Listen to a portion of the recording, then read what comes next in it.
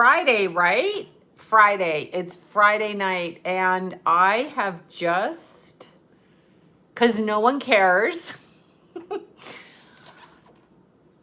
bleached the dark. So I got to do it one more time or whatever. Anyway, we just did that and then went for dinner. So it was bleach and dinner. That's what we do on Fridays. It's bleach and it's dinner. Hi, you guys. What did I do today? I forget what I did. I was doing stuff all day. I have no idea. Well, I bleached. And my hair's kind of sticking up weird there. And my ears were totally red because I get this little allergic reaction. This is from the heater, though. Anyway, Long Island, there we go. Hi, you guys. I know, I bleached. Now I got to make it even. It's what happens. It happens. It's a thing. Gulp, gulp, gulp. Anyway, went for dinner. Had a nice dinner with extra onions on my chicken salad. I really like that. It's what I like to eat. That was so yummy. And then drove a car that wasn't mine, which was fun. I drove one of those, is it Dodge Challengers? They're pretty fast. Anyway, I drove that. And I talked to the rascal, and she's doing good, and that's all I did. That's all I did. But first, I got to show you guys, because, like, I forgot to show you this. I don't even know who sent me this, and thank you, whoever sent me this. But personally, I think it's fabulous. Don't you think it suits me? Tiffany's, breakfast at Tiffany's, and here's my mask right here. I think it's perfect. Okay, Ontario. Yes, Northern Ontario. I know it well. It's fucking cold. Exactly. So yeah, we got that mask. And then this is from, okay, hold on. Why do I not know who this is from? Oh my God, it's beautiful. It's the goat soap, you guys. It's the goat soap. Hold on, let me find the envelopes. I'm saving, okay, of course, because they come in here and they go crazy and wreck all my stuff. Hold on, here we go. Oh God, so many cute things. You guys are so nice, like awesome nice. Totally. Okay, so first of all, fuck this shit, socks arrived. Look at this. Fuck this shit. Yeah, that's right. I love that you guys know that that's my favorite word on planet Earth. Timmins, Ontario. Yeah, really super cold. Deanna from Chicago. I know, right? Niagara Falls. You don't know how many times I ran back and forth across Niagara Falls. A lot. Alberta. Oh my God. Sherwood Park, Alberta. Huh, interesting, because there's Sherwood Park in Florida. Toronto. Now look, I'm all tied up here with my, you know what. Niagara Falls is beautiful. Philadelphia, yes. There you go. There. See? It's a theme. Fuck this shit. And then I just put on my my mask wherever it just went. Anyhow, that was that. And that was from, I want to say, yeah, that's from Barbara Jean. And her last name, she spelled it for me to pronounce. And this is her card. It's a very sweet card. And you guys handwrite. It's like a beautiful handwritten stuff that I love. I love when people handwrite stuff because I take, Ireland. There, Ireland. Okay.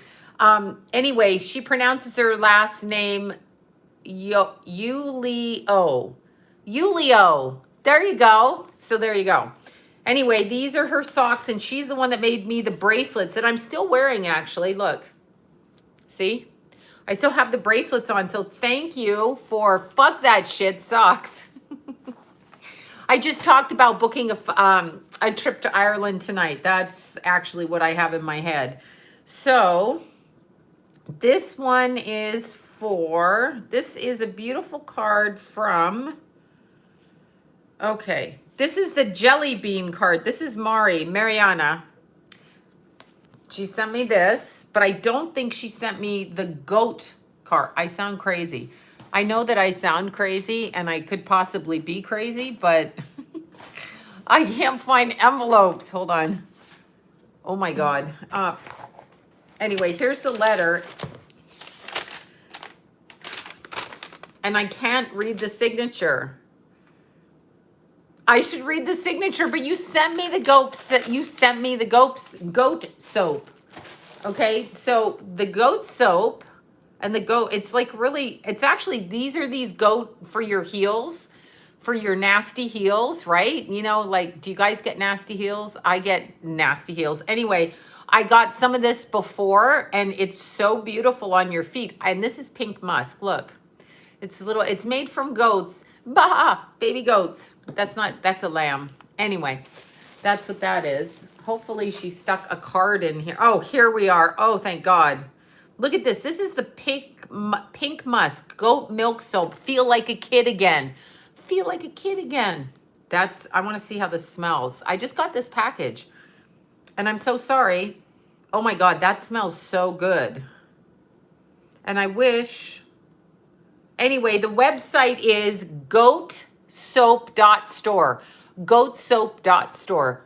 Goatsoap.store. I'm very ADD. This smells amazing. This is the pink musk.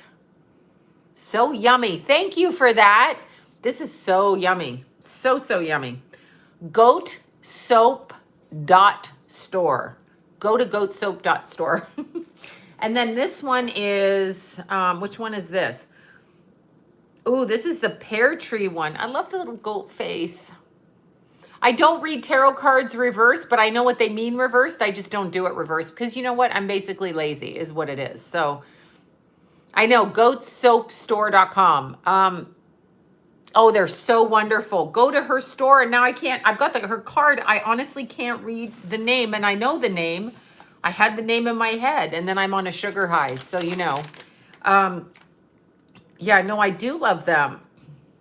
I really can't read the name. I hate myself for this, but you'll know who you are. And look at this. Oh my God, Lila is going to love this. Goatsoap.store, correct. Okay, look at this. Feel like a kid again lip balm. Lila's a lip balm stealer. She loves the lip balm. Let's see. Ooh, watermelon. Watermelon. Hold on. Let's see some other. I'm going to be so soft. Cherry. This is if you want to be kissed on Valentine's Day like this. I just got a text from a friend of mine and she's like, I told you I was going to get dumped. I'm not saying who my friend is, but she's like, I told you, now you're my Valentine. I'm like, whoa, sister, back it up. But that's okay. I'll be her Valentine. I will be her Valentine. I will drag her on a date from hell and I won't kiss her, okay? Ooh, that's so good. It's so good. I'm excited. I'm saving those for Lila. She will love them. Anyway, this whole box. Oh, wait, maybe. Oh, no, this came from inside. Anyway, this whole box arrived. Thank you from goatsoap.store. Amazing. Amazing. Everybody likes goat cheese, goat milk, goat cheese, goat everything. Lip balms. I know, right? Kiss me like it's Valentine's Day. Do you know what I do on Valentine's Day? My kids and I, Doodle, and Chirp, baby Chirp, who John and I decided really shouldn't be nicknamed Chirp. He's a lot louder than a chirpy bird. But anyway, we would go to this Chinese restaurant called, we'll go to a Chinese restaurant called, oh my God, Grand Panda, okay? And then me and Keithy, we like the grilled chicken and vegetables, okay? That we loved. And then Jason and John would get like the fried rice and they would get the orange chicken. I would eat the orange chicken, I'm not gonna lie, because it's full of sugar. And then there was really, really yummy ginger on it. So we would get that. San Diego, awesome. And that's what we do on Valentine's Day. And then they would buy me chocolates and I would sit on the couch like some kind of beast like this. And then I'd be like, oh my God, I'm going to throw up. This would be Valentine's Day. I know orange chicken is good. It's just orange chicken. This was actually made really good. Orange chicken is made with so much yummy sugar and then but it's bad addictive sugar, but it's yummy sugar. And it's chicken and it's sugar. Chicken and sugar. So I like that. I know that's where we would go, and I would eat so much, and then I would put chocolate under their door. They wouldn't eat it, and then I'd go in their room and look for the chocolate, and I would eat it because I have a problem. Wait, I don't live in New Jersey. I'm not from New Jersey. I'm in LA, Cali. Here I am, California. Oh, those little octopuses. Yeah, I don't know what to say about that. Wisconsin, I bet you it's cold. Wait, stop with the suicidal bullshit. Don't do that. Don't do that. That's what they want you to do. They're trying to kill us all. So I'm going to be an annoying bleached bitch on their backside. I'm going to be like one of those bugs, like a tick, right in them like that. Only would be a little blonde tick, and I'm not going anywhere, and neither are you. No more. The reason you don't feel good about yourself right now is because you're allowing them, the mentally ill running our country. It's it's the mentally ill. We are being run by a country of people. Do you remember Reagan? Of course you guys do. You know Reagan. He was a movie actor, and somehow we thought he should be president, him too. So we had a TV guy, and now we had a movie actor. We had like a weird freak, right? No, somebody dumping you. Bravo, please get the fuck out. There's the door. Don't let it hit you on the fanny on your way out. No, if they dump you, it's perfectly fine. My friend got dumped too. That's why I'm going to be her Valentine, but I'm not kissing her. That's what I'm not doing. So you know who you are out there, and there'll be no for you. No more of that, okay? No, but I will go have dinner with you, and we'll eat chocolate, and then we'll talk about how fat we are, and we'll go running. That's what we'll do. That's what we'll do. It's okay if you were engaged and you got dumped. It's not the right thing. It's not the right thing. Don't be in such a hurry to get married anyway. What's up with that, right? Wait, my sweetheart is English. His name is Jason. Okay. Well, British English and not my Jason. Okay, good. Yeah. I know. No, you know what? Remember Reagan? No, don't marry. Come on. It is slavery. You know why it's slavery? Not if you want to be with somebody and you love somebody, like you want to just smush your face in their face and like this. No, not that. That's a good part of marriage. The bad part of marriage is when you make a decision to step outside of the marriage, like meaning you don't want to be married because maybe, I don't know, you don't want to be married anymore, or they don't want to be married. Everybody got to punish everybody with money and split the kids like they're objects. And we've been taught that that's okay, and it's not okay. So if you're going to have kids, you should probably have them in two separate houses. Go visit your pets over there. Go visit your kids over there. Go over there. I actually think that that's a super good idea, because he left me for my friend. Well, fuck him. And your friend is not your friend. She's a pit viper. Okay. If he left you for your friend is a fucking pit viper with fangs. And you know what happens to women like that? They get old, they get ugly, and nobody wants their ass, and they get cheated on because they end up letting a younger guy in their life, paying for all that shit. And the guy just using her, that's where her life is. Oh, and she'll probably be really saggy and trollish because women like that just care about the vagina. And they're like, my vagina has power. Duh, bitch. We give birth to kids. You don't need to go screwing your friend's man. Right? Right. No, she's not your friend. She's not your friend. She's a horrible person. I want you to see these people for what they are. Horrible. She is horrible and he is horrible. Yeah, jealous women, right? No, you don't sleep with other people's women. Hey, Sloan, what are twin flames? I don't believe in them. Separate rooms are good too. All you want to sleep in bed with somebody. Well, maybe some people like cuddling. I shouldn't say that. Personally, I like the sex part of it, and then you can get out of my bed. Bye. Bye. Peace out. No, I never had enough peace in my life to ever spend the whole night cuddling with somebody. You know, when you have kids, somebody's up, somebody's getting arrested. You know the shit. You know the story, right? That's the shit. Yeah, cheaters are weak. Everybody can cheat. I mean, who can't cheat? We can all cheat. Wait, have you heard of witch talk? No, people are making videos on how, oh, yeah, no, I haven't. That's good that they do that. Good for them. I talk to God. You guys are going to kill me. I literally have to turn. No, I'm not going to turn it off. I'm going to reframe. Okay, so it was getting hot. It was getting. Who's a YouTuber? Fuck that guy if he cheated with your friend. Him. No, you know what? When you get to be a certain age, I'm not going to say my age again, but when you get to be a certain age, you know what's the most fabulous thing on the planet? I'm in charge of my life. I let people into my life. I make the decisions and the boundaries. I'm not obligated to anybody. And if somebody wants to play in my playpen, they got to play nice with me. And if they don't play nice, they got to shut the fuck up and get out. I don't need them. But see, I'm at an age where I don't need them. Sometimes young women, and really beautiful young women, think that they need a man because they don't see what they have. First of all, ladies, and all you men out there, and not disrespecting men, that's right. That's how old I am. And if you want to play in my playpen, you got to be nice. Preferably bring chocolate. I mean, I play with a lot of people in my friend circle, but I like chocolate. I like chocolate. Young people don't know their worth. Youth is wasted on the young. So that's right. Tater tots, chocolate, coffee, goat soap, chips. Sure, throw the chips in there. Wait, well, see, we don't know what people do when we're not there. We don't know what they do. People can do all kinds of things. People can go to the store and cheat. People can say they're going to work and cheat.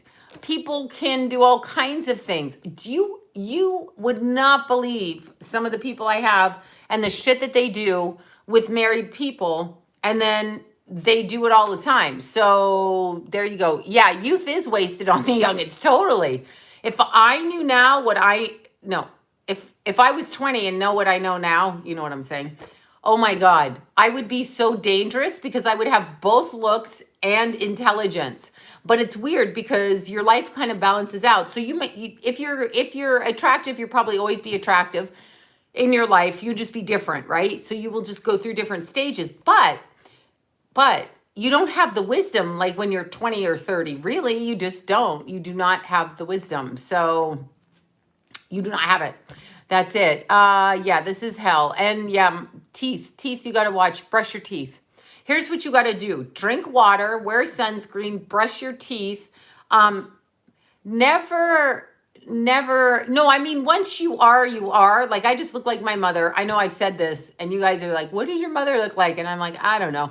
Anyway, yeah, I had no self-respect. I wear a retainer. I do wear my retainers. I wear them at night, even though, well, I had the permanent retainer, and then every time I ate an apple, I'd forget. So I was spending like $500 a year replacing the permanent retainer. Oh my God. Okay. So now I got a little Bucky Buck tooth. It's out the Bucky Buck tooth again. Anyway, anyhow, yeah, wear your retainer. I love my space. You get married, you get old, you end up a caregiver. Yeah, no thanks. Especially if you marry an older man. Like, I have a propensity towards people 20, 30 years older. Yeah, I know. Don't judge. Don't fucking judge, okay? Don't judge. But 20 years older for sure. And then 20 years older, you end up, always get pedicures. Men can take care of you. I haven't met one. I heard that happens. I haven't met one. I'm always stronger. No, men don't take care of women. Let me just tell you this. If something happens after you give birth to something in the house, who do you think gets up to take care of it? It is not the man, okay? I'm just saying, bullshit. It's always the woman. The man, no, Whoa, wait a second. You never had a pedicure? Back it on up. We got to get you a pedicure. You just need one pedicure. Just one. It's always the woman. Even when a child dies, the woman is the one setting everything up. Sorry, it's true. Even in that kind of thing, I know because I just did it, it's the woman. There aren't any men stepping up to do it. It's not the men. The men are crying. The men are broken. The men are weak. It's the women, because women are just strong. I hate this. I sound like a man basher. Men have good parts, but women are stronger because we give birth, right? We give birth. So we are stronger. That's it. We give birth. I don't know what to say. What do you guys make of? Oh God, I'm gonna get in such trouble. Okay. Oh, see, your dad was good. I never had anybody, you know. Well, I don't know what to say. They try to take care of you, but you know, it's not it's not adequate. I'm just gonna put it that way. Anyway, I don't need anyone to take care of me. I'm not an invalid. um, yeah. Okay. I'm not a broken invalid. So, oh, 60th birthday. Awesome. Okay, let's see. It says women are closer to nature, and I know I'm strong now. I thought I was weak. I'm not weak. I'm not weak. I'm not weak. Ashley, no, she's not weak either. No, I'm literally not weak. I know that. I just know that from the day that Keith died. I wasn't allowed to cry. I wasn't allowed to stop. I had to jump right into take care of, and that's when I learned how strong I am. I'm totally strong. So I can say that's a lesson from Keith. Also, the way that I gave birth, that was pretty tough too. And there's that and everything else in between. Yeah, some people love their husbands. Sorry for laughing. I don't mean it like that. I mean, yes, some people do love their husbands and they should love their husbands. I'm just saying on a whole though, if you believe the statistics, now there was a book by Mr. Sweaterman. I'm not saying his name. Oh, 27. Okay, 27. Why are your eyes wet? Are my eyes wet? Why are they wet? No, they're not. Anyway, there's a guy that wears a sweater and he likes to talk to people about like medical shit. You know who I'm talking about? Yeah, that guy. Sweater guy, we're going to call him. Sweater guy. Remember pinup girls? This guy's like a pinup guy, sweater guy for doofuses. You know who I'm talking about. Last name is like yeah, that guy, son of you know who. Anyway, oh my God, I'm sorry. 3 children, totally yuck, sorry. Yeah, the men bury the children too.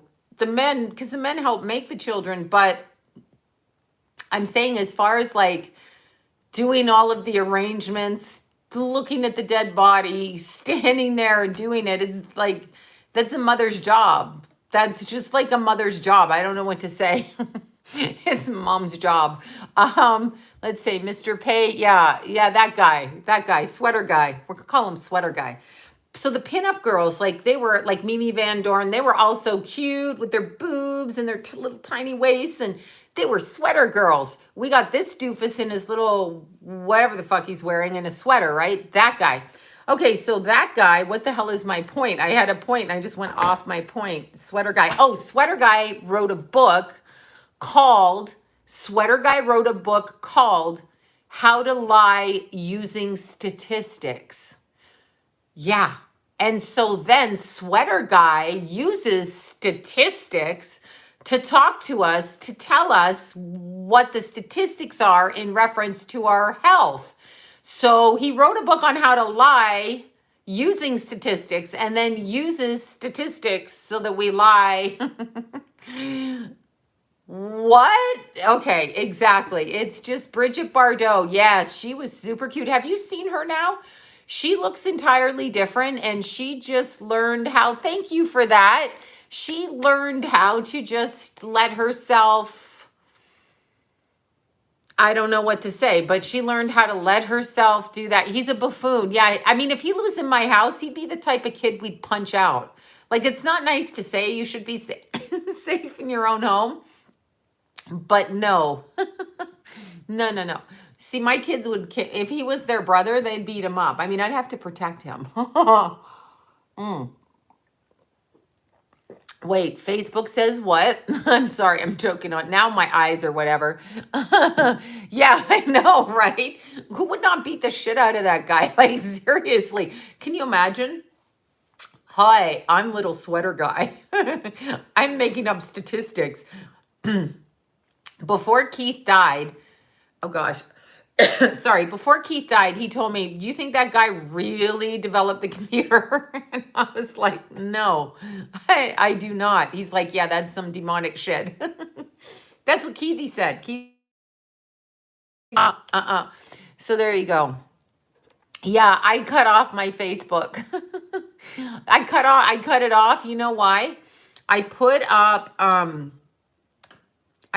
sorry, I'm turning this on so my phone keeps charging.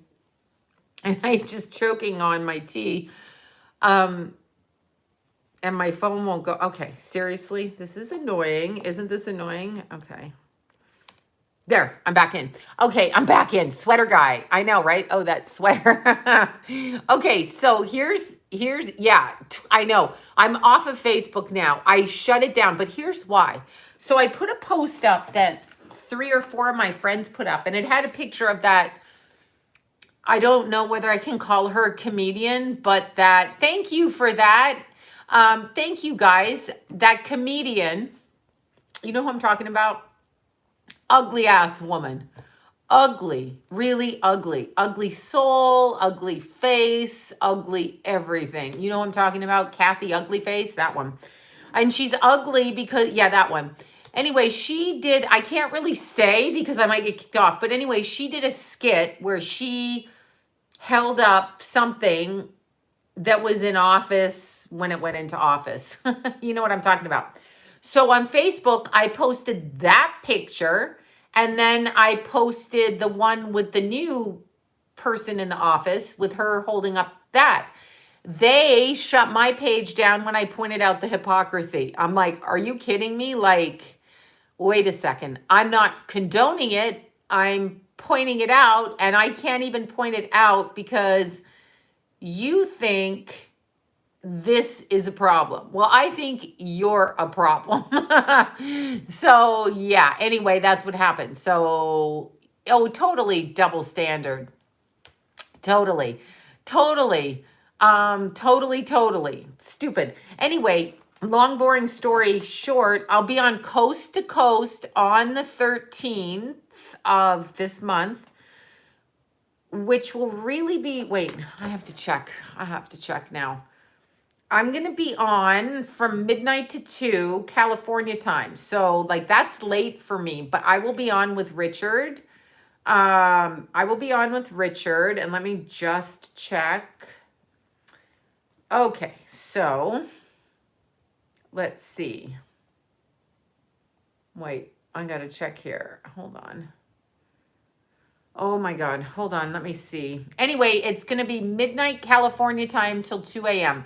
So I will be on there from, yeah, midnight till 2 a.m. is where I will be. And that will be so fun. So anyway, I'll be doing that show with Richard. Yes. Wait, what's it going to be on? I think we're going to be talking Elvis, Princess Di, and maybe like something else. I don't know until I show up. I'm okay. I'm not really a specialist at anything. I'm kind of like an all over the place kind of person.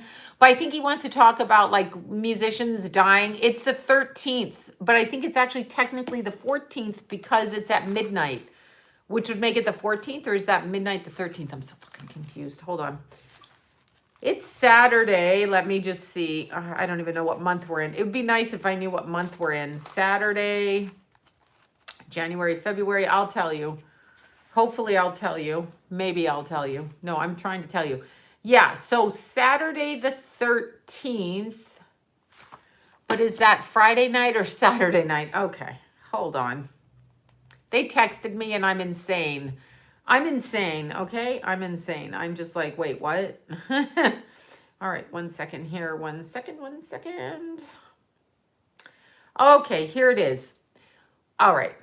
I'm doing the second half of the show on Saturday, February 13th, midnight to 2 a.m., technically early the 14th. So I'll be your Valentine bitch on Coast to Coast. That's right. That's who I'll be. I'll be eating chocolate to stay awake. Yes, I will. The first time I did Coast to Coast with Richard, Keithy and Jason were staring at me in the living room. Staring at me. I was just walking through the living room. La, la, la, la, la. And they were like staring at me and I was talking because that's how it works. So a lot of the shows I've done, literally, my children are sitting on a couch when I'm on the radio. They're making faces at me. They're going in the fridge. They're doing the shit they were doing always. Okay, so that's going to be totally fun. I think that will be very, very fun. I'm thinking. Might not be, but Anyway, chocolate cake. I'll be eating that. I've got to stop. And how sweet. Marvin and his girl Jade, they brought me over a gift certificate and I was able to buy new running shoes. Well, trail running shoes. So it's very exciting. I have them. I bought like 3 pairs because I have to like switch off for different reasons. And Coast to Coast is radio, 6:40 a.m. in LA. And so I don't know where it is. It's like in 600 affiliates, somewhere like this. You know, oh my God, I love well, because my feet just kill. So I got the running shoes, but Jade and Marvin, Keithy's little best friend, paid for 1 pair of shoes. They bought me a gift certificate for Christmas, and so I went to get the shoes, and I'm like so excited. And I just can't get over it because Marvin was like this big and 5 when I met him, and now he's buying me shoes. That kid was raised well. Yeah, can it be on Strange Planet too? It could be, but I don't think it is. I think when he does it, he just does it. Wait, do numbers guide you? Sure, I like numbers. I don't know how George is right now this week, but like 2 weeks ago, he was good. So I'm sure he'll pop up again. I should text him. I mean, he was fine when I talked to him. It was our cross-country road trip to... Oh, yeah, Coast to Coast was fabulous. The alien people, everything. So awesome. Awesome. Yeah, it was really great. So that was great. Okay, Teresa Rush, you're welcome. Okay, it's the truth. There you go. I don't know what the truth is, but if you say it is the truth, it is the truth. Okay, so tonight we're going to do something different because I came on so late and I will be leaving sooner than later just because like I literally will have to lie down. I don't know why. I think the bleach drained my head, I think. All right, so here's what we need to have happen.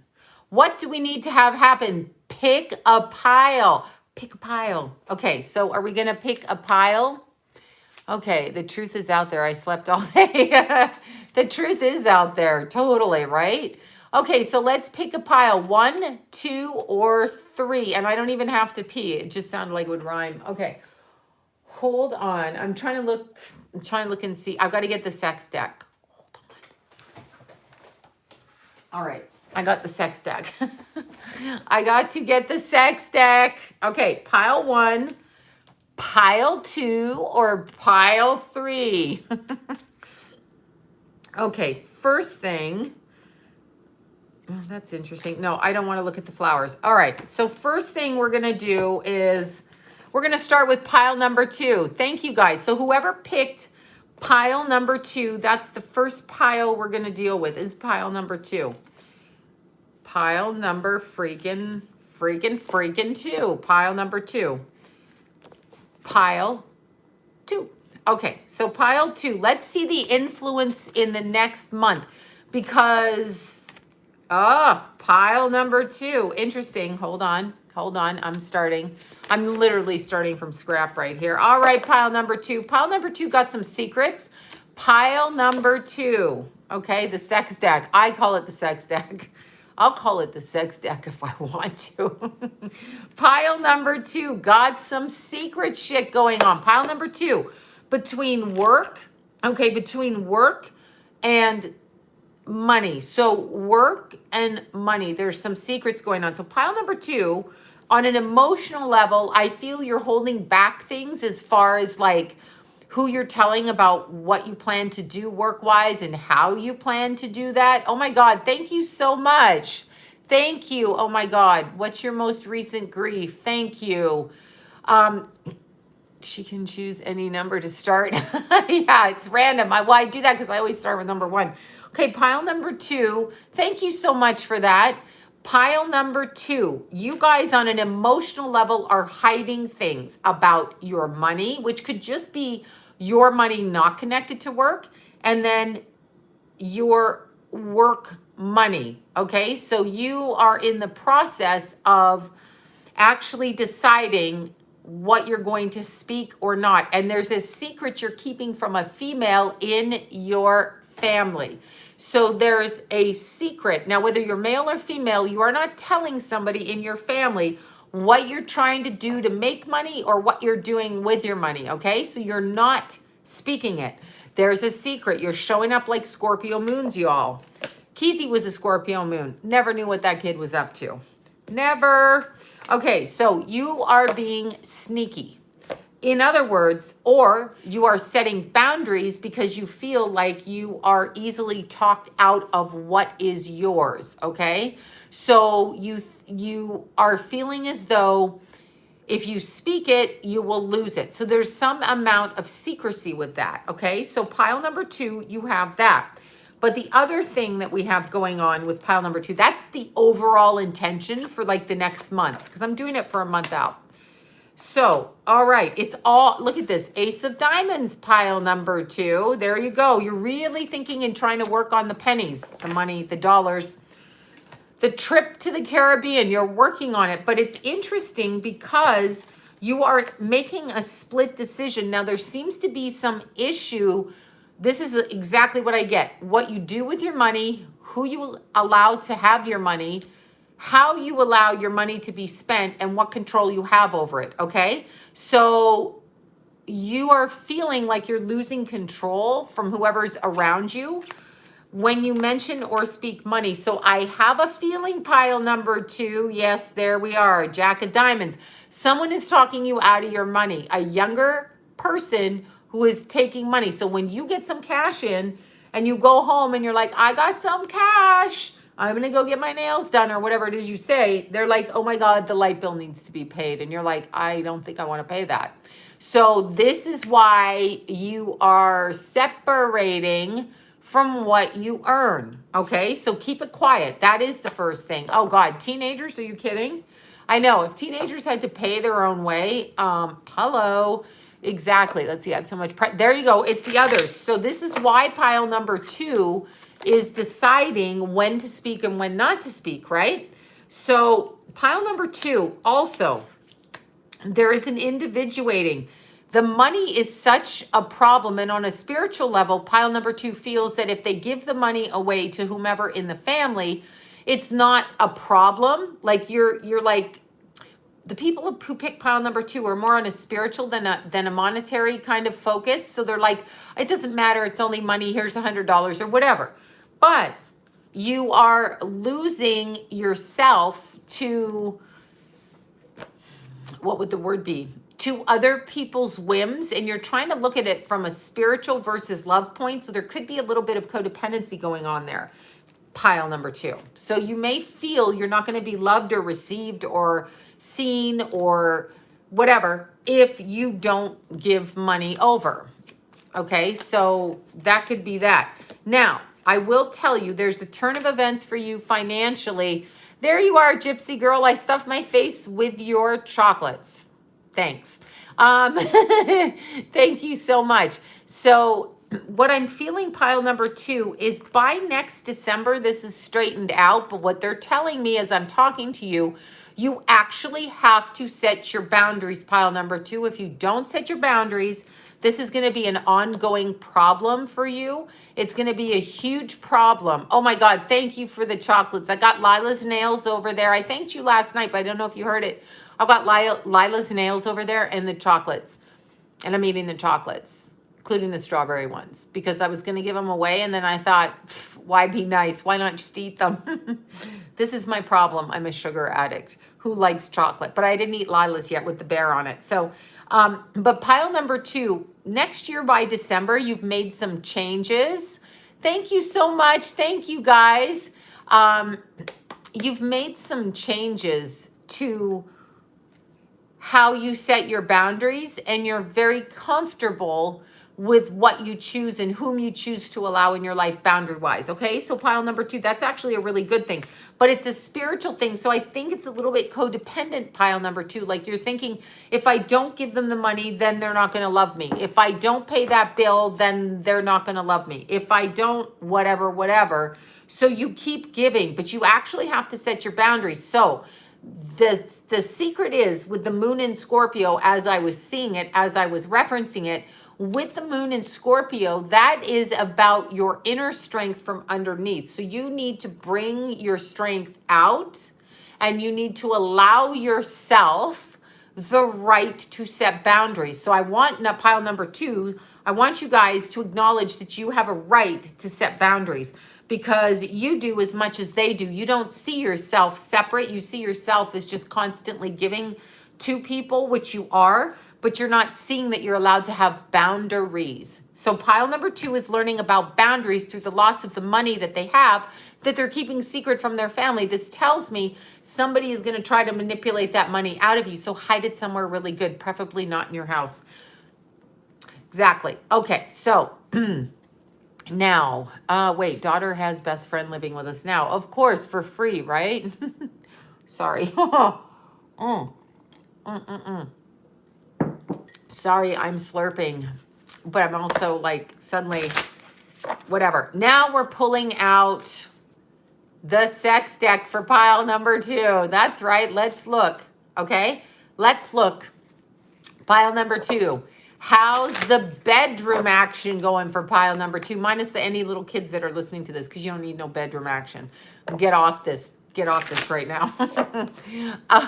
Okay, pile number 2. Let's look at what is going on. Yeah, that's right. Some eggplant over there. Some eggplant and peach. Why did we communicate with that? My daughter has her boyfriend. Yeah, well, at least you know where they'll get pregnant. Oh my God, shut up, Sloan. Don't be like that. All right. Sorry, did I say that? All right. Okay, so pile number 2, pile number 2, pile number 2. Do for singles and married. I just do for the sex life. It has neither nor. Take it as you will. Take it as you will. Pile number 2. Oh my God, pile number 2. I love these cards. Totally fun. All right, because I have no life myself. Okay, pile number 2. Look at this. Somebody, pile number 2 in the most literal sense, could be trying to ply you with alcohol in your drink to get you to be naughty. But this card to me is interesting. Younger male or younger female, whatever, depending on if you're male or female, younger wanting to ply you, okay? I am a 12-year-old boy. I am. I just like to bleach my hair. I'm a cross-dresser, apparently. Anyway, this one right here, this is somebody wanting to ply you with your desires to get what they want. So again, pile number 2, we're really, really understanding the manipulation. And look at this. The reason we have manipulation with pile number 2, we have another one. This is a really good card. I quite enjoy this deck because I'm an infantile child. Right here. So we have 2 possible romantic scenarios, pile number 2. The first one has more money or more status, and that, whether it be the male or the female, but I know the cards are great, right? Don't hide your money under the mattress. They know to look under the mattress. Who doesn't know to look under the mattress? It's the first place everybody's looking, is under the freaking mattress, okay? Pile number 2, you have, I know, I want both too. Let's just say that. Okay, now this is interesting. All right. This also adds a little bit of mystery. Now, pile number 2, you're very concerned with finances for this month, right? So, or you're wanting to make sure you can set yourself up. So when a man comes to you and the man got some coin and he's like, wait, a younger one wants to ply me with, that's right, not even fair, right? That's right. But pile number 2, you're looking for stability in love through financial kind of gain. So don't turn a blind eye to somebody that comes by who maybe doesn't appear to have what you want, because what I'm being shown here is somebody is kind of testing, not testing, that's the wrong word. Somebody is trying to see if you have the scruples with which to go after the person that you like, regardless of what they're coming to the table with. So that's interesting, okay? So, someone's going to ply you with bagels. I know, all I want is chocolate. I'm a pretty easy date. It's chocolate. It's about it.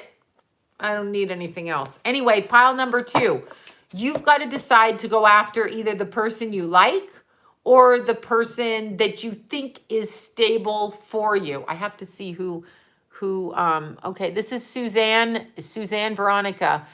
I don't know what happened to you, Suzanne. Tell me who passed? Who passed? Thank you for that. I don't know who passed, but I'm sorry. I hate it when someone passes. I hate it. So pile number 2, somebody likes chocolate and oh, her best friend. I'm sorry, your best friend passed. Oh my God, that's so sad. That's very sad. Yeah, pick a pile. You can pick 1 or 3. I did 2. Oh, best friend of 23 years. How did she pass? How did she pass? Freeloaders that I've dated, the man, I deserve someone nice with money. Well, how about you deserve someone nice with reciprocation? Don't focus on the money. If you pick pile number 2, because it's not going to work for you with the money. I'm sorry about your friend. That is sad. It is sad. It kind of is sad. Heart attack. Oh, wow. Heart attack. Shit. You look pretty young. Heart attack. Yeah. Yikes. I don't like that idea of a heart attack. However, John just told me tonight that the iPhone 12s, if you have a heart problem and you have an iPhone 12, they're saying it can cause a heart attack. I better get me an iPhone 12. Oh, that's what it said. That's what they said. So did your friend have an iPhone? I mean, that's weird. You had one at 43. Oh my God. Yeah, heart attack. Well, if you go, I'm getting the new iPhone tomorrow. Well, keep that in mind. Google that and see what it is. John just heard it on something. They just put it out there. I don't know. Okay, so that was pile number 2. And I'm sorry, Suzanne, for your loss. That makes me sad because it's unexpected, obviously. There's Jana Banana. That's what I call my friend Jana. So now you're Jana Banana too. Okay, so pile number 1. We'll do pile number 1. Let's see what's coming up for this month with pile number 1. 34. Holy shit. That's really young. Pile number 1. I just started yawning. You know why? Because I ate so much. Okay, pile number 1. Pile number 1 is itching to learn things. Yeah, high blood pressure is normal for a young guy. Is it normal for a young guy? Because my Jace has low blood pressure. I've always had really low blood pressure. So in our family, we kind of have low. Okay, so look at this. Pile number 1 is looking to get more knowledge in a broader scope. So pile number 1 wants to study and learn and do something different with their life, okay? Yeah, you probably do if you get dizzy. Pile number 1 is wanting to be more creative, more focused on learning, more education driven. And when I say education, let's say you want to start making macrame. You're going to educate yourself on how to make the macrame, okay? So that's what you're going to do. So pile number 1 is going to learn how to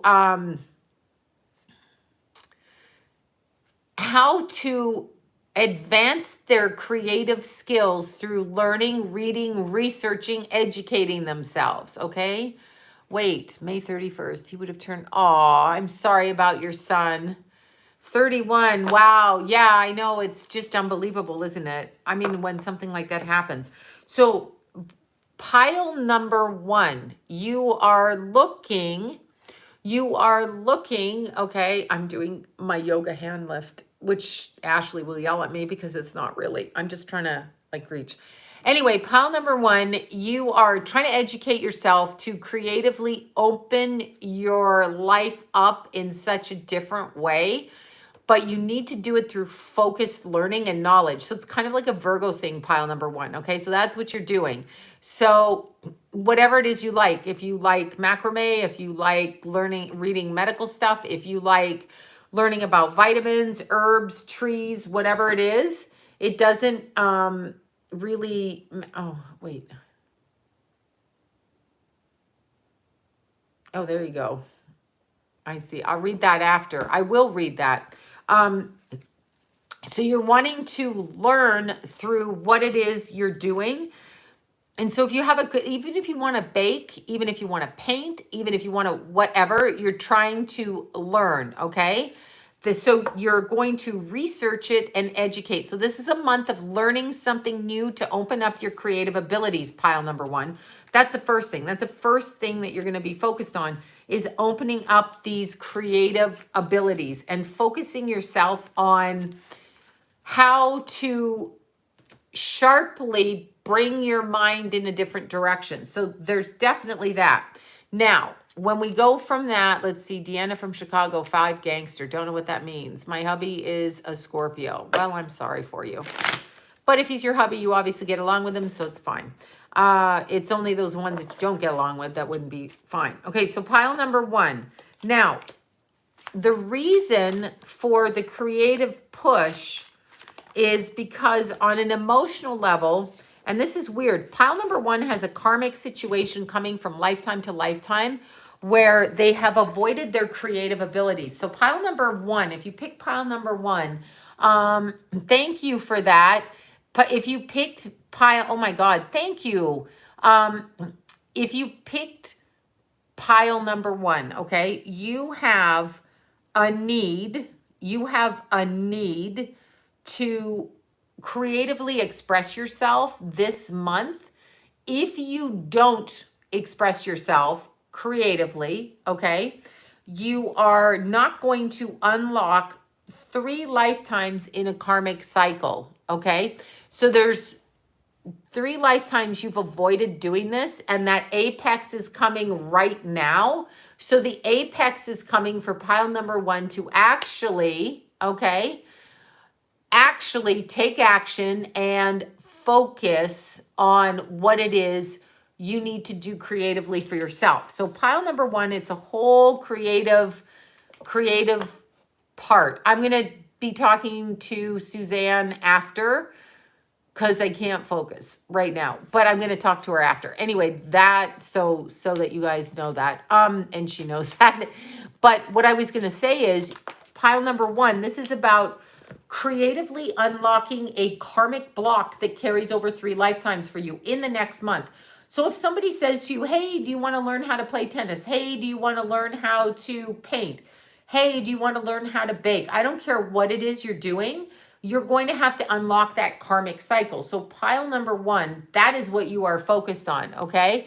That is what you are doing. So pile number one, you will be doing that in the next month. So whatever it is, just do it because it will unlock you so that you do not stay stuck in a karmic cycle that you've avoided clearing for 3 lifetimes. So there's no point in that. That's like not taking the garbage out, right?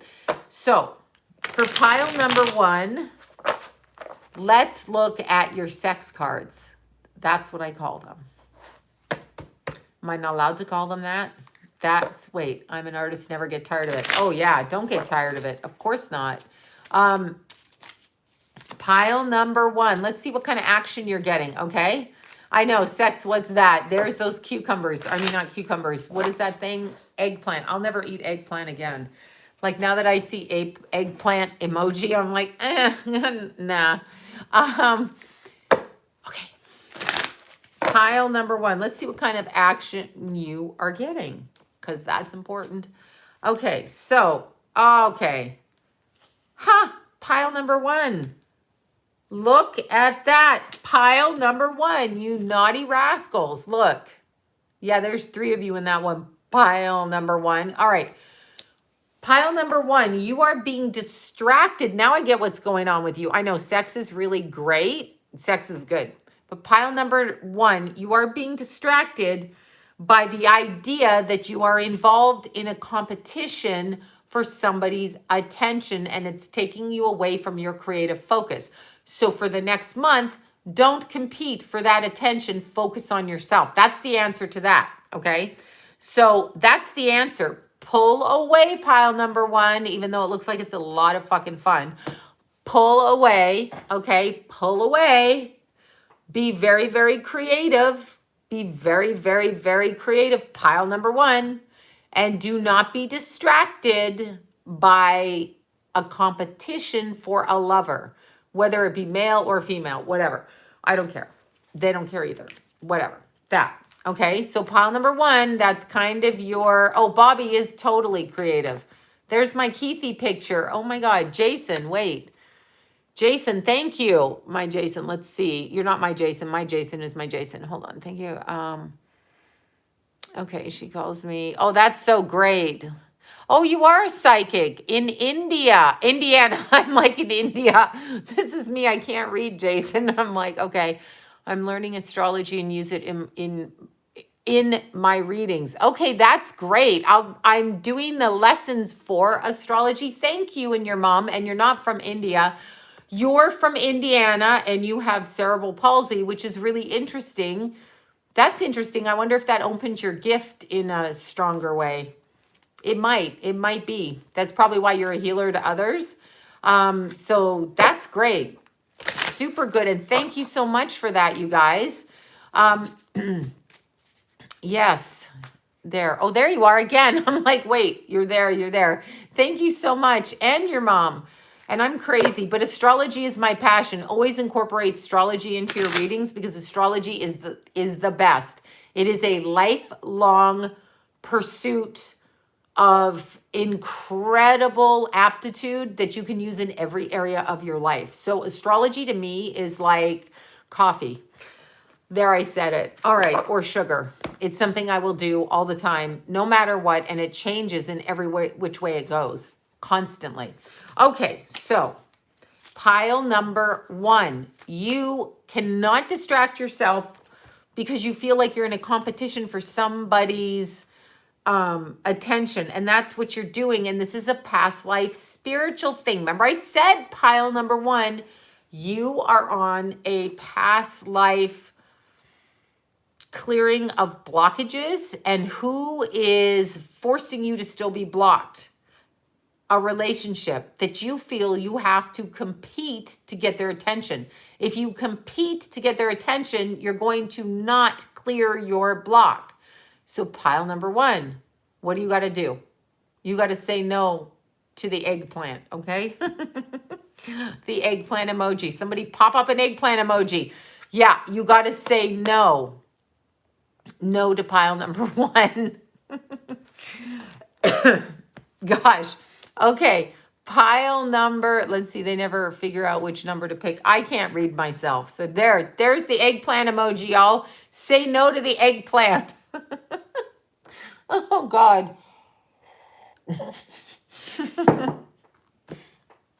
No eggplant for you. I know. Everybody's throwing up the eggplants.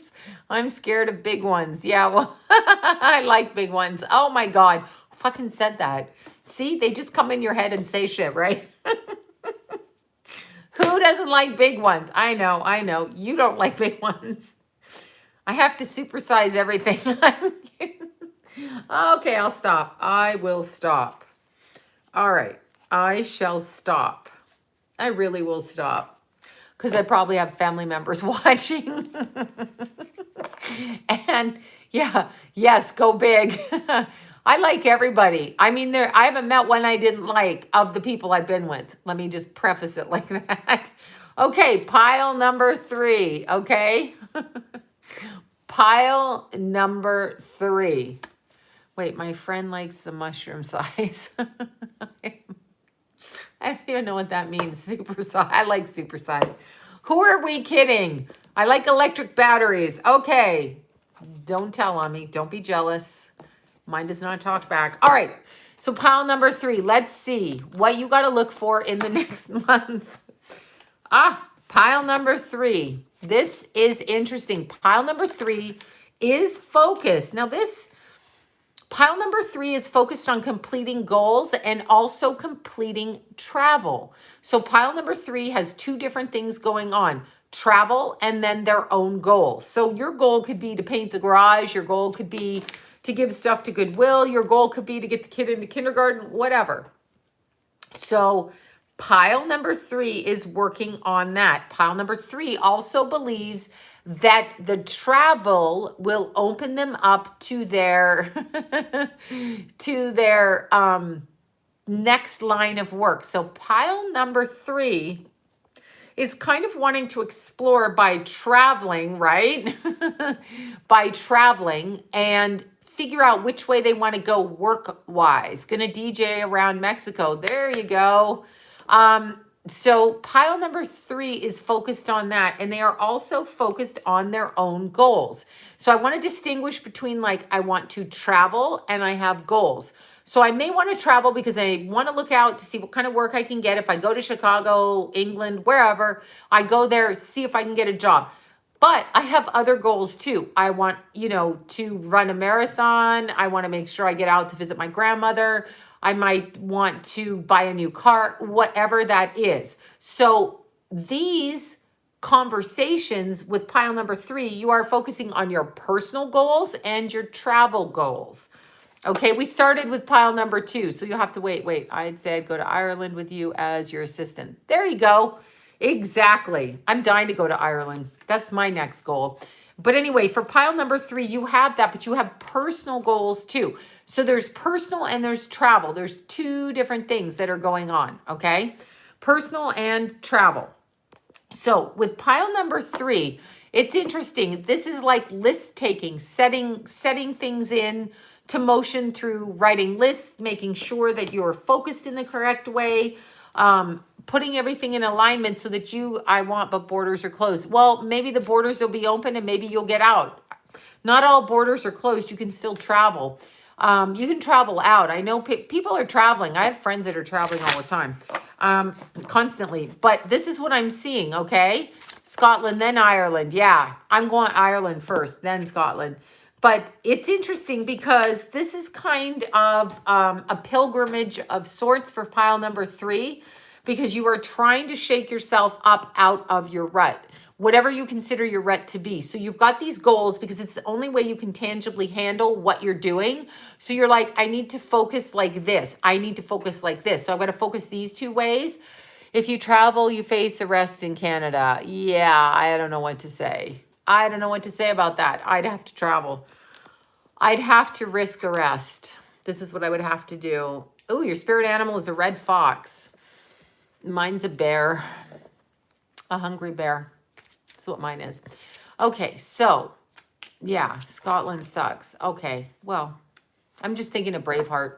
All right, so anyway, pile number 3, the goal is to get yourself out of your rut. Pile number 3, you guys are not sleeping as well either, right? You're not sleeping too well, correct? Pile number 3, is that right? So pile number 3, you have to learn how to focus, and relax, because you're also not able to gather up steam to go forward because you're not sleeping. That's with pile number 3. I know a lot of people aren't sleeping, but pile number 3 in particular, this is an issue for you. So your energy is like being siphoned out of your body, so to speak. Okay, so there's that. And there's a lot of spiritual stuff with pile number 3. This is a test of souls with you. Pile number 3, this is like a dark night of the soul for you because you're really fucked up in your head. So whoever picked pile number 3 is having a huge hard time. Oh my God. Okay, I know I'm going to do something really weird, but I'm literally suffocating. Or I'm having a freaking hot flash. So off comes the sweater. I'm really sorry. Okay. Do I look like I just got out of bed, pile number 3? Because I was asleep where you should be. All right. It's summer there. All right. I think the bleach actually like burnt my brain. Okay, so look at this. All right. I have to just, whatever. Pile number 3. Okay, pile number 3. You guys need to focus. Oh my God. You guys need to focus on spiritually. I just all of a sudden, I'm like, fuck that. Take that stupid sweater off. I'm literally sweating, but I have a heater on over there and I just can't go over there because I'll never come back. So pile number 3, you need to focus. This is like a dark night of the soul for you, pile number 3. And you are in the process of like trying to get out of your own way to accomplish because you literally feel like you are not able to move forward in your life. Like it's a spiritual crisis. It's not even like, oh my God, I can't do anything right. You're like, I can't fucking do anything. This is the end of my life. Okay. So pile number 3, this is the dark night of the soul. This too will pass. This too will pass. And it's interesting. This is what the message is for pile number 3. Pile number 3, you literally need to rearrange the way you do things. So in order to get yourselves to sleep and to have more relaxation and more rest and more whatever, pile number 3 needs to rearrange the way that they do their life. So you need to actually, so if you get up at 7 and you eat your breakfast and then you go out, you need to get up at 6:45, drink some orange juice, go out, then come back and eat your, whatever it is you do, then come back in and eat your breakfast, but just switch up. I had a cozy bed. Just switch up what it is you do in the order you do it in, okay? So like switch it up. Don't do it in the same way. Kind of separate it, all right? Like change it. If you have a routine, just change it. And I promise it'll work because it'll get your brain out of the way it's thinking. You're doing repetitive thinking. So pile number 3, that's the first thing. Now, the second thing is, let's look at your sex life because that always helps everybody. Okay, so pile number 3. I'm demented tonight. Okay, I have OCD. I can't do it. But can you wash your hands? I can. I'm 53. I can do. Yes, you can. Yes, you can. You can do things different. You can definitely do things different. All right. Rinse, repeat. Rinse and repeat. Rinse and repeat. Rinse and repeat. Right? Okay, so let's look at your sex life. Like, just shut up and let's look at your sex life. Okay, so your sex life, pile number 3. Oh, that's so cute. Pile number 3. Here's the issue. Pile number 3. Romantically for you, I'm telling you what's bothering you. This is, whoever picked pile number 3, if this doesn't apply to you, it just doesn't apply to you. But pile number 3, you picked, the reason this is a dark night of the soul for you, or like a problem, is because you are not looking at your relationships, not with yourself, not with other people, in the correct way. You are looking for something that you could look at in a different way, okay? In a different way, but you're looking for a spiritual connection and a romantic, passionate connection in your relationship I'm talking about, okay? But it is already spiritual and you're not seeing it because your expectation is different. Pile number 3, the key to your healing yourself is remove your expectation from what you expect out of your life. That's you, pile number 3.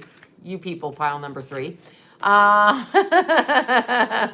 Yeah, put the selenite down your pants.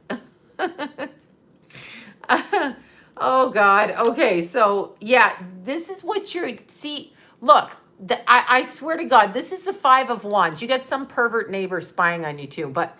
the 5 of Wands right here, I want you guys to know 5s are changed. So when we're looking at the 5 of Wands, change the direction of the way that you think. Change the direction of the way that you think. Exactly what I said. Also with your relationship, change the direction. You don't have to do it. Do something different. That's it.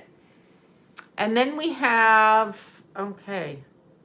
Yeah, you're looking to gather what you had before. It's never going to be what you had before. So that's kind of how I feel. That's creepy. Exactly. Pervert. Yeah, no, I'm not. Look at the card. Look. Who's spying on these two? Who's spying? See, somebody's so bored, they're spying. They probably put a camera on their front porch. You know, we all have cameras outside, right? Well, excuse me, except for the neighborhood where Keith dies, then nobody suddenly has a camera. But we all have cameras, so you know somebody's out spying. Yeah, voyeur. Not that that's a bad thing, except that it is a bad thing if they're spying in your windows, right? Like if you're voyeuring in your house at your wife or your husband, that's different. So yeah, could be the spirit world, could be that. That's very good. Spy on social media, yes, but they're spying on your private love life. So you need to change, just because 5s are change, you all need to change, okay? Like just change it up. If you eat lunch at 2, eat lunch at 3. If you eat lunch over there, eat lunch over there, whatever. Just change it. That's it. Change it up. If you always wear red socks, wear blue socks. If you always wear, I don't know, a hat, change your hat. Whatever it is you do, just change it ever so poquito, okay? Just ever so little, and it will change. I need a pinch of selenite in my underwear. You can put selenite in your underwear. You can do that. Mix up your routine. Exactly. Okay, I'll close the blinds at night. Yeah, I think you should close the blinds at night. Because you know and I know there's those weirdos sound asleep and they're like, what can I see? What can I see? Oh my God, what is wrong with us? What is wrong with us? Oh my God, right? I know. I cover mirrors. I cover. I don't even want to see myself in the dark at night when I walk by. I'm always like, what the hell is that? And I realize it's me. Oh my God, right? Wait, I have no idea. I don't do anything financial because I really don't give a shit.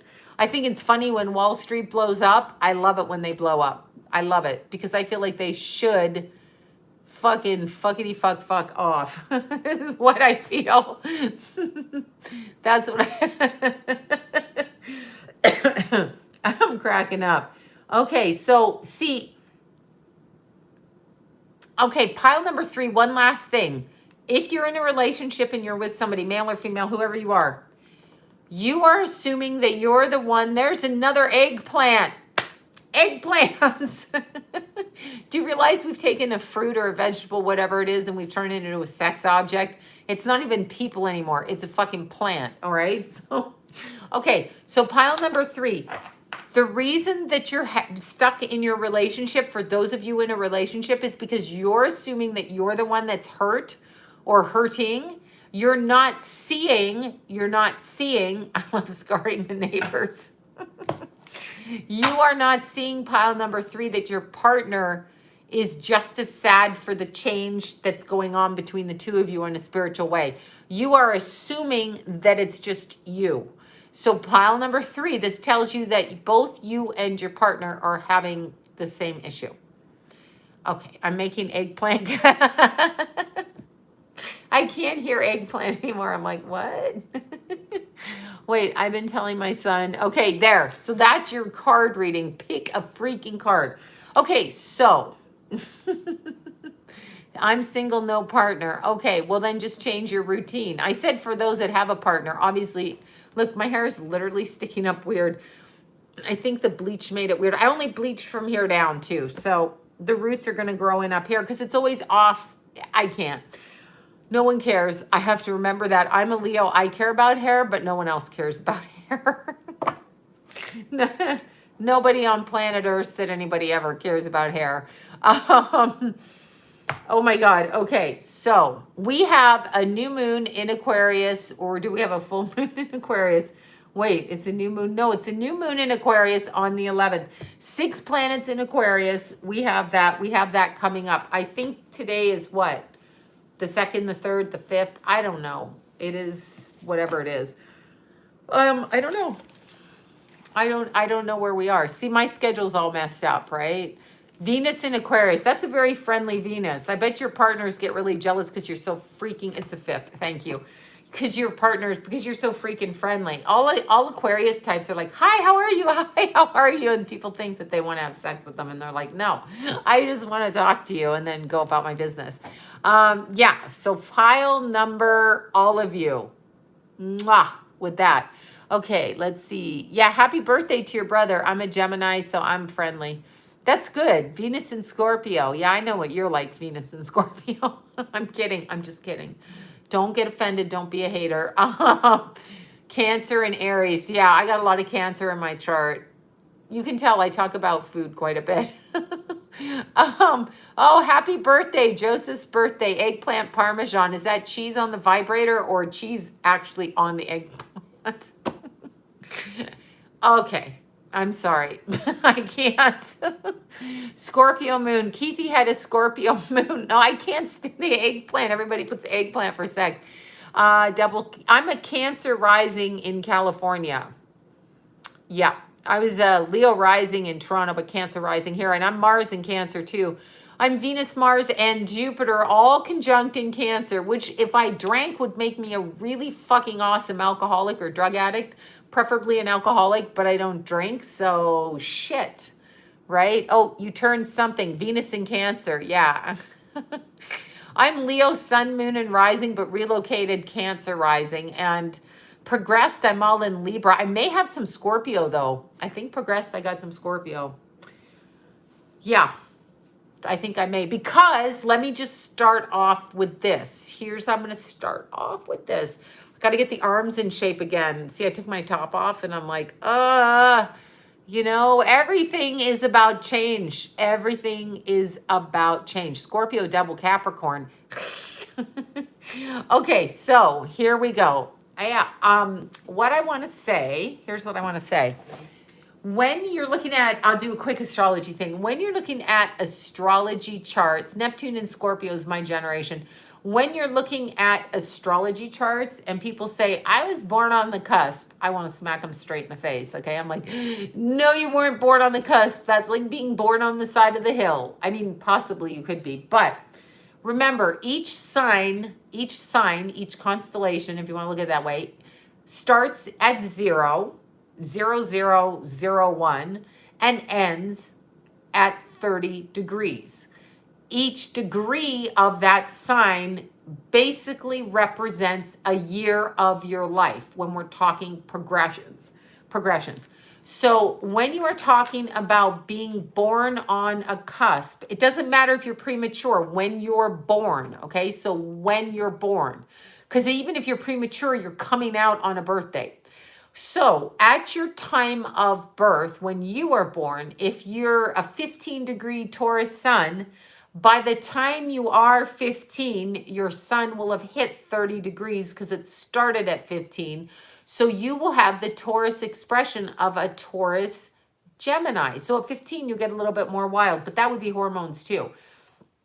So in our lifetimes, providing we live, okay, however old we live to be, our planetary positions can potentially move through 3 different signs. So I'm born a Leo. I progressed into Virgo. I remember my kids were little when I was a batshit crazy Virgo, like with OCD and panic disorder and crazy and really fucking crazy and crazy, okay? Then I became a Libra. When I became a Libra, you know what I learned? I feel sorry for Virgos. A strong Virgo influence, you're just fucking crazy. You have panic, OCD. You probably got something in Virgo. Oh my God. I was crazy when my kids were growing up because I was in the height of all my planets in Leo being in Virgo. I've got Leo sun in the 12th too. I've got Sun, Moon, and Mercury, Venus, Mars, and Jupiter all in the 12th, which means I'd be a really fucking good alcoholic. Anyway, when I became Libra, when I progressed to a Libra sun, the best thing is I didn't give a shit anymore. People would argue with me. Like as a Virgo, it would give me panic attacks and I would start to cry. But as a Libra, I'm like, I don't fucking care what you say. Say what you want to say. So as a Libra, I was like, I really don't care what you have to say. Say whatever it is. So that's what happened. But we progress. You got to remember, there's really no being born on the cusp, because if you look at, as I'm fiddling tonight, if you look at astrology, you are born on one side or the other of the division. So even if you are 29 degrees, which my ascendant is 2943 Leo, that's pretty much seconds away from Virgo rising. But it's not, it's Leo. So you have to honor that it's still in its path out of Leo. And the beginning degrees and ending degrees of the sign are extremely important. So you have to really acknowledge that, okay? The other, it's like a hair flip. It's like whip your hair, but it's whip my finger. But when you're looking at astrology, a lot of people like to say that you're either or, you're not both. You can be influenced. You can be influenced by the sign preceding or advancing the one that you're in, depending on the degree, also the house placement, etc. But it's collaged in. But you are not born on the cusp. You are born at the end or the beginning of a sign, and that's what you're born at. So that's just my opinion. Just my opinion as an astrologer. Don't yell, don't hate. Okay, 21 Sag, 29 5 in the 7. Yeah, but that's still what you are. That's still what you are. Even if you say, hi, I'm 12, and in a week, you're going to be, bleaching is seeping into my brain. That's what's happening to me, I'm pretty sure. Even if you're 12 for another week and you change, you can say you're 13 all you want, but you're still 12 till you change. Even if it comes up on that day, you're still 12, right? Up until the day. So that's how I would word it. Scorpio and Cancer rising, you can't really be both. You're one or the other. And both are water. So there you go. All right. So wait, wait. I just missed that. Somebody's having twins. Dyeing my hair tomorrow because salons are closed. Oh my God, right? I'm Leo rising, Leo sun, Leo moon. Yeah. Scorpio, Leo, Sag rising. Oh, that's interesting. That's more fun than not. I mean, for a Scorpio, it makes you more of a fun Scorpio. I am the 16th and I'm a Sag. Cute, Sages. I miss my Keithy. 3 planets in the 7th. Relationship focus. Sloan, since my daughter passed. Oh, God. Okay, yeah, you're not going to feel anything since your daughter passed. I think that's what you said. I don't feel anything since Keithy passed. Nothing. I'm dead. I'm the Walking Dead, but I'm the Walking Dead, whatever, proceeding with my life because I don't have a choice. So yeah, you will not feel anything when your child dies. It's a real shame, but it's true. It's really true. I lost my ability to really feel. I can act like I feel and I can put on a performance, but I really don't feel anything and I really don't care. So when people yell at me, I'm like, I really don't care. When people are like, we're going to do this, I'm like, I really don't care.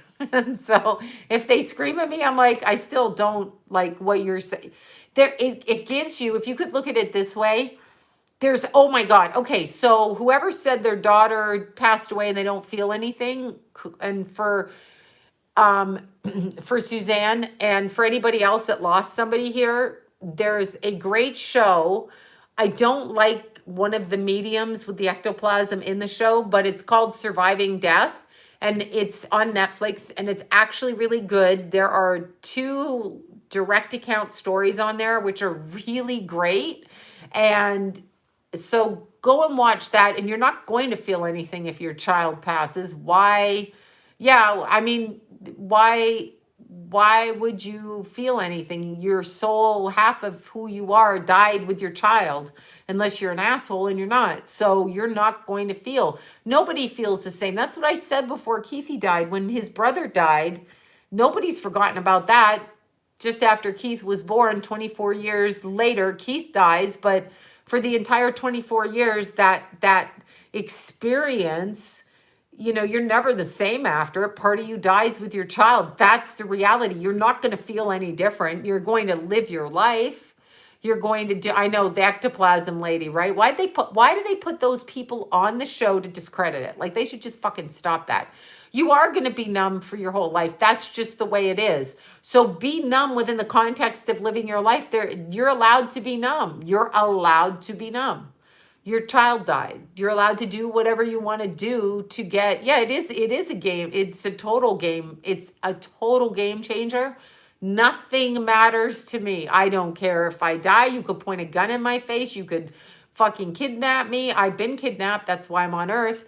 It doesn't matter. Yeah, it doesn't. That's exactly right. It just doesn't matter. It doesn't mean I'm suicidal. It doesn't mean I just don't care though. Like, I don't care. Your whole focus becomes one outside of yourself. Like suddenly cleaning your house, don't care.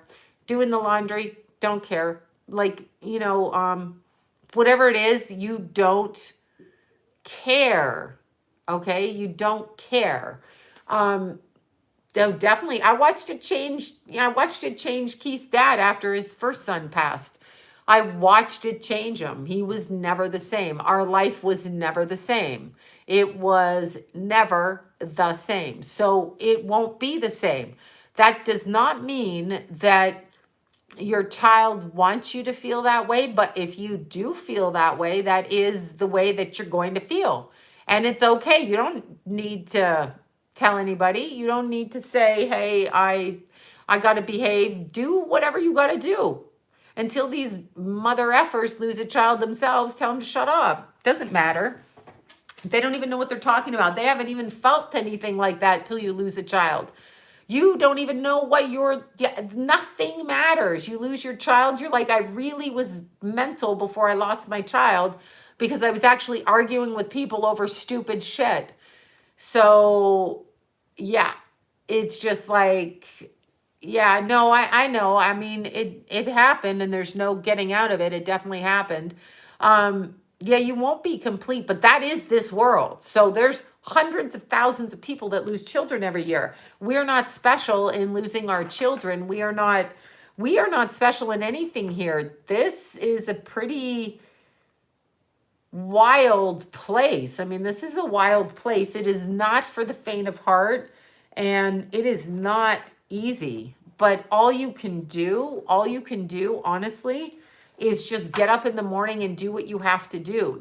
That's all you can do. What else can you do? Some days I can't get out of bed. Some days I look at something that Keith did and I can't function. Some days I talk to somebody about his case. It takes me 2 days to recover. People are blowing my phone up. I got my head under the pillow and I'm just like, I'm upside down in my bed. And then suddenly I'm out. But it's not, definitely it's not easy. It's not easy. There's nobody, I don't know what to say. I don't know what to say about that because woman dies shortly after COVID vaccine, though no link has been found. So this is on the news. Why? Oh, that's right. Learn How to Lie with Statistics by Sweater Guy. That's why. Yeah, no, there's absolutely no, you don't need to feel bad though. If you're numb, accept that you're numb. That's what you are right now. And then go about your life in a numb way. That's it. Thank you for that. Thank you guys. That's all you can do. What else can you do? There's nothing else you can do. There's really, truly nothing else you can do. That's not, what, I don't know what to say. For the rest of your life, I listened to Paul Newman talking about when his son died. And on his deathbed, that's all he was thinking about.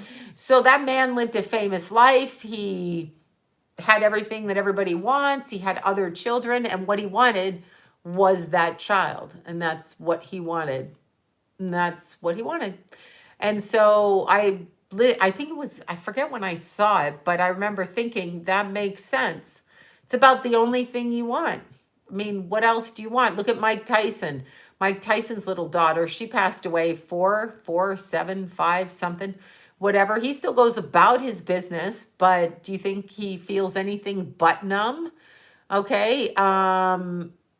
Yeah, people just feel numb. That's normal. That might be a form of protection. Yeah, it could be. My mom and I both had 3 kids at the exact same ages apart. Wow, interesting. So yeah, you just have to do what you have to do to get up. I mean, I don't know. There's no help anybody can give you. Yeah, Paul Newman's son. I believe it was Paul Newman. I'm pretty sure. I was like, wait, I was listening to it. I'm pretty sure it was Paul Newman. There's nothing that's ever going to change what happened, and you have to go into some kind of acceptance to see the world through different colored glasses. That's what you have to do. You have no choice. I mean, you can fight it, but it still happens. So the more that you realize that we all die, that might help you. And try to educate yourself on it's a shock. Oh, it's a shock. Yeah, it's a shock. It's definitely a shock. I was wondering, like, if I could look outside of my body, what I must have looked like. Because I just couldn't stop screaming. Like, that's all I could do. Is I was just like, my fucking kid, like, what the fuck am I looking at here? So I was like, what the actual hell am I staring at?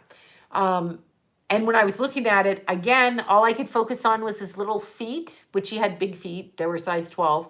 But I saw his little socks and I couldn't see his shoes. And I was like, where the fuck are my child's shoes? That's all I could see. I was just like, why are his feet? Why are his socks there? That's it. That's all I could see. So I focused on that. That's what I focused on. That's all I could do. There are no words for it. You will never, there's just never. And I still sit here and I'm like, I don't even know why I'm here because it doesn't make sense to me. It's actually unfair, wrong, cruel. And again, I was kidnapped on this planet. So if somebody from my planet finds my milk carton with my face on it, tell them I'm here so you can take me back there. But I know, yeah, you're totally traumatized, but it's your child. So you're never going to you're just not going to get away from it. So that's it.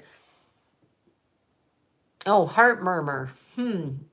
Yeah, but once I will tell you, take me home exactly. Once your child dies, I will tell you this though, I really don't give a fuck what I'm hearing on camera, like on the news, on TV, what this world is, because there's nothing else that matters other than your kid. Not fighting with your husband, not a job promotion. I can truly say that. Not one other thing on planet Earth matters other than that kid. That's all I can tell you. So there you go. That's it. Yeah, you can't. That's the reality. I'm telling you the reality. I'd stare and look at my dead child on the ground. That's what happened. And I say it like that because that's how I approached it. That's how numb I was and am. I don't see, people keep talking. They're like, oh, you seem like you're doing well. Well, I'm completely fucking numb. So yeah, I can do, whatever. I mean, whatever. It doesn't mean, you don't go to sleep and you think of your Keithy or your child or, oh yeah, of course that broke her. Are you kidding? She just given birth to, I know exactly how that feels. I was a few months after Keith was born, but the same damn thing. Yeah. And by the way, her son should not have died that way. That was fucked up. Okay. That was fucked up, a methadone overdose. She's in the hospital with a baby and then her son's dead on the chair next to her. I can't even imagine that. She had to stare at her son dead and cold too, after giving birth, after the hormones. Horrible. Absolutely fucking horrible. But she is blessed because she's dead now and she's with her kid. So the other kid here isn't blessed with that. That's different. That other child is left with a father but no mother. So for her daughter, that's equally as devastating for the child because the baby was a baby. Baby kid. If you're a grown up and you lose a parent, we expect that. So you may miss your parent a lot, but we do expect that. Yeah, losing Keithy was like, are you fucking kidding me? Like, what? Yeah, I was just like, why? Literally, like, I'm sorry, why me? But then why anybody? Is it okay to lose anybody's child? No. I don't pretend I'm okay. I'm just who I am. I say outrageous things in public. I meet strangers and I'm like, my son died. And they just look at you and they're like, what the fuck do you want me to do with that? I don't know. I'm just going to tell you that's what happened. That's what I do. I'm going to do whatever I need to do to feel fine for myself. That's it. That's it. Yes, I'm numb. I know. That's right. You're numb. I can't feel an emotion anymore. I can't feel up or down. It's weird. I literally feel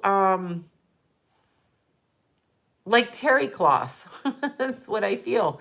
Yeah, John's too. Yeah, John's too. But there's some kind of curse in that family. I'm convinced. I am convinced. I am just convinced. But, yeah, I'm convinced. Yeah, and Keith was different. Keith was different than Jimmy. Jimmy was an overdose. Keith was some fucker ran him off the road. Those are two different things. Yeah, don't pretend. I don't pretend. People go, how are you? I go, I don't know. Where's my Keith? So that's what I say. People, when they talk to me, I'm like, obviously I'm fine. I'm not dead. I'm not like high as a kite. But where's Keith? I want to know where my son is. So yeah, Yeah, so there you go. Okay. No, that's what John was saying tonight. He's like, I don't even know about the curse. Maybe it comes because the family's from Austria. I'm like, he's like, maybe it comes from that. Because Bella's actually an Austrian last name. But I know there's something wrong. 2 sons, that's a definite karma. However, when I got pregnant with Keith, I heard kind of part of the karma in my head outside of myself. So I was a little bit aware of it. And as I said, you'd have to handle it, Keely. You've got no choice. I can't handle it. What can I do about it? When people say they can't handle it, you have no fucking choice. I'm not handling anything. There's nothing I can do about it. I absolutely have not 1 ounce of control. I can do nothing. See, your mom lost 2 sons too. I'm sorry about that. Yeah, no, you can't do anything. So you would have to handle it. You straight up have to go and deal with it. You don't want to go. Hey, when I had to go make the arrangements for Keithy and go to the corner and have him transferred and do all that shit, I had to do that shit. I didn't have anybody saying, oh, I'll help you do it. I had to go do that. That's what I had to do. Set it up, do it. Oh, see your brother 21 years ago. See, you never forget. You never forget. So, yeah. It was just interesting. And then, all I could do is do what I could do. But I couldn't cry. I couldn't do anything. What are you going to do? You're just like, what the fuck? What is this? So, yeah, it's not something I ever wanted to do or experience, but I will say this. It was really weird on that show, I think it's Surviving Death. Anyway, the one woman, when she cried, she's a doctor, and I won't tell you the whole thing. Well, kind of tell you this one, but you'll go watch it. You'll see it different. She's a doctor. She's clinically dead from an accident for like 30 minutes under the water. And when she's out of her body, like she's literally dead, okay? When she's out of her body, they tell her she's going to come back. And then they tell her that her son is going to die. And she gets the impression that her son is going to die before he's 18, right? And her son is only 9 at that time. So she grows up. Her son grows up. And she worries that he's always going to pass, always going to pass, always going to pass. And then when he's 18, she is like, okay, cool. Yeah, it was a kayaking accident. She's like, cool, he didn't pass at 18. And then he passes. So John says, because he just watched it tonight, John says, what the fuck is the point in telling her? And I'm like, I don't know. What is that? What are you fucking telling her that for? So you're on the other side. She's crossed out of her body. And then she's like, I know my son's going to die. But she said she breathed a sigh of relief when he was 18. Now, John's son died when John was 51, right? So when I turned 51, I was like when I turned 52, from 51 to 52, I breathed a sigh of relief because that curse was broken, right? And then when Jason on July 14th turned 28, Jimmy was 27 when he died. So when Jason turned 28, I was like, thank you for that, you guys. All of you super chats. Thank you. So on Jason's birthday, which Keith didn't come to because he was actually sick, but when I looked at Jason and it actually hit the time of night when he was born and he was 28, I actually said, we made it. Jason's 28. So that curse was done. And 2 weeks later, Keith died. And that, I don't even know where that fucking came from because he was only 24. I was 53. And I had the same thoughts that lady had, where I was like so thankful that the birth date a year went by, but they can trick you with that. So don't buy that. And Timothy Curley told me like either 12 or 15 years ago or whatever it was, when he said, and I did call John because I said, Timothy just said, I'm going to have a kid that dies. And John said, no, he probably meant Jimmy. I said, no, he said one of my sons. That has been in the back of my fucking head since he told me that. And he didn't even know why he told me that. He was doing my chart. And there you go. There you go. That's it. That's hard to lose a child at birth. Yeah, that's terribly hard. It's all hard. Who wants, I don't want to deal with this. I don't want to deal with it. I just don't. Yeah, he did tell me that. He did tell me that. He said, you're going to lose a son. He did. If you're a true reader and you get the information and it comes out of your mouth, it comes out of your mouth. Don't go to a psychic. Don't go to an astrologer unless you want to hear the truth. For some reason, he told me, and it was always there. I would ask all of my psychic friends, all of my astrologer friends. Timothy died after that, by the way. That's not funny. He was a lot older than me at the time. So, but anyway, he died like maybe half a year later or a year later. So I never really talked to him about it again after that.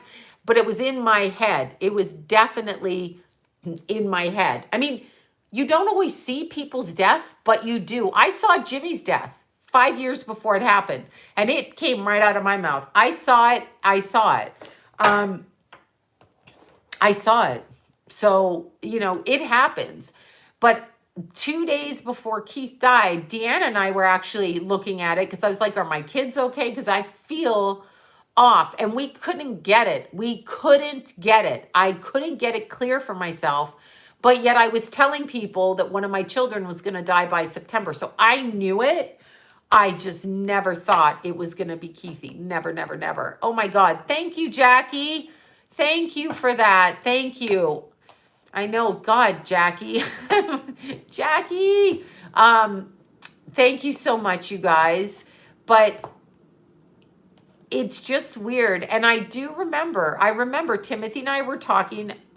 We were looking at John's chart for business transaction. Okay. And I'm going to say it was 2007. I'm going to say it was 2007. And Keith died in 2020. Okay. So 10, almost 15 years before Keith died. So we're looking at John's chart and we're going through financially, and Timothy's like this, that, and the other, blah, blah, blah. And then he pulls my chart up to see if the money, shows in the chart, the business transaction. And he says to me, you're going to lose a child. And I was just like, Timothy, what? And he's like, you're going to lose a child. And I'm like, no, my stepson already did. And he said, no. He literally said to me, one of your own. And that was that. No, and it was true. And so my thinking is, if you go to a reader, okay, I know it was too much. It never left my head. I asked and asked. I asked and asked. Yeah, you can feel it. You can feel it. You definitely can feel it. I think when you go for a reading, when you go anywhere for a reading, if the other side wants to say something, the channel, the person speaking, can't always edit themselves. Because if you ask a psychic to edit themselves, if you ask them to do that, or an astrologer, you're asking them to temper all their information by what you say, okay? Like what you think is appropriate. So if that you are meant to relay it, and he did. And I mean, he's like, I don't know why I just said that. And I'm like, oh, fuck. Oh God, see that, but see, you didn't want to hear that. However, I can tell you sometimes things come right out of your, if you're going to ask your psychic person to not say certain things, you're trying to control what they're saying. So don't go for a reading because you don't know what they're going to say. You just don't know what they're going to say. You don't. And it's not because they're trying to be an asshole and tell you that. That's information. The conduit, the vehicle for the person, the conduit is like a telephone wire. The telephone does not know what person A is saying to person B on the phone. The telephone is just like, look, I'm the phone, I'm conveying this message, and that's what I'm doing. The person receiving the information is getting it from the other side of the wire. The wire itself, i.e. the psychic, the conduit, is not responsible, right?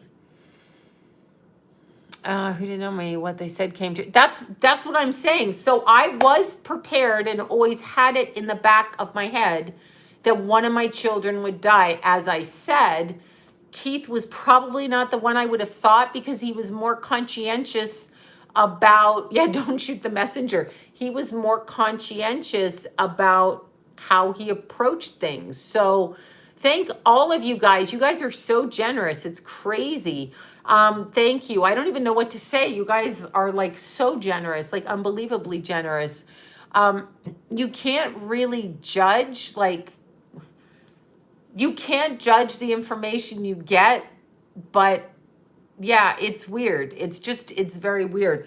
I knew it. I knew it because when I went to Lila's party was 2 months before Keith passed.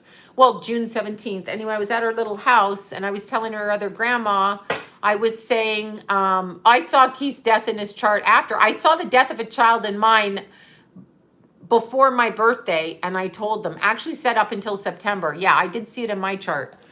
I knew I had a Pluto-Mars opposition, and I knew I had it dead on, and I was like, conjuncting Saturn karma, are you kidding? Yeah, I told Keith. I told Keith the Sunday before he died because Jason crashed his bike yet again. And Jason was all like, I just did this, like that. And Keith was laughing. And I said, don't fucking laugh. Pay attention because I don't want to bury your dumbass. It's exactly what I said to him on like straight to his face. And they laugh and they laugh and they laugh at you because it's what they do. They laugh. They're boys. Boys are all that. Boys are all fucking that, right? No, I told Keith that. And I told them about their charts. Here's what I got. Eye roll, eye roll. And Keith just walks by. I can still see him walking by the mantle in the old house. I can see him walking by and he's just like rolling, like with a big smile on his face because he's a Sag. And Jason's like, I don't believe in that astrology stuff. Okay, bullshit, Jason, because you asked me stuff. So, no, they don't think it can happen to them, and rightly so. You can't run around thinking always, right? No, Jason, I was in the hospital with Jason the day after Keith died because he got hit on his motorbike by a car. So that ran over his foot and the lady didn't stop. So I was right back in the hospital. I had to take that kid to the hospital the day after my son died and his brother died. So yeah, it doesn't stop. It didn't stop in our house. It never stops. So, you know, that happens. Yeah, that is post-traumatic stress right now. Yeah, so that's what happened. And yeah, it's terrible. But that's exactly, I mean, that's what happened. But I was telling Lila's other grandmother, I'm going to bury one of those kids. I knew it astrologically, what was happening. And Deanna and I did sit down, as I said, and she's like, something's going on, but we couldn't get it. The two of us together. I'm like, are you sure? Like, I literally lit candles for Jason and Keith and better communication. He can't ride the bike right now. Then fucking David got in an accident. Keith's friend, David went and bought the same bike Keith had, but the more powerful version. And 4 days after he had it, he got into a massive accident. And, you know, he didn't die, but he damaged his head. Car ran him right off the road. Ran him right the fuck off the road and into a construction thing and out right off the freeway and right off, you know, right there. So, I mean, that happened. So they've all been, you know, the day after Keith died, Lucas, Keith's other friend, went wakeboarding, you know, wakeboarding, where you do that stuff on the water, like boarding in the snow, but wakeboarding. And that day after Keith died, Lucas broke his leg in 3 spots and had to be airlifted out because he was out of state. And I mean, he'd been there when Keith died, and then he went to Arizona because he had it already planned, and he had to have surgery. Then baby Jack got hit by the car, so it was just boom, boom, boom like that. Jason, and then the car accident with Jason's car. So there were 2 cars wrecked and a motorcycle wrecked. And no, not parasailing. It's when they strap your feet to like a board, like a skateboard, but on the ocean. You don't go up in the sky. So poor Lucas had major, massive surgery and 3 spots and a rod down his leg, like right after. So it just kept happening and happening and happening. Yeah. Yeah, the waveboarding. I said wakeboard, whatever that is. Exactly, waveboarding. Thank you. And that's what happened that week. And I was just like, my fucking God, what the hell? And Lucas's mom was driving his sister, and she was already like driving to Chicago, and Lucas was going to Arizona, and there was no one to pick the kid up and be in the hospital, and then COVID and blah, blah, blah. So it was like, what the actual hell is going on? But that's a Pluto transit. So this brings me, yeah, it was a Pluto transit. I had everything in the 5th in Capricorn opposing all of my shit, my Mars shit, conjuncting the 12th house. So that's what happened. My child died. So yeah, I never really wasn't numb, you know. Yeah, Pluto opposed Mars. Yes. It doesn't mean you have to have a child die. No. but like I was saying, I was worried about my kids. So like I was lighting candles for safety for my kids, and I was writing out prayers for them, and I was praying for them, and Deanna and I were like literally having conversations. Like, I'm like, okay, let's look at this. And she's like, well, this happens and this happens, and something really weird's going to happen over here. But I see your kid. Like, we couldn't get it.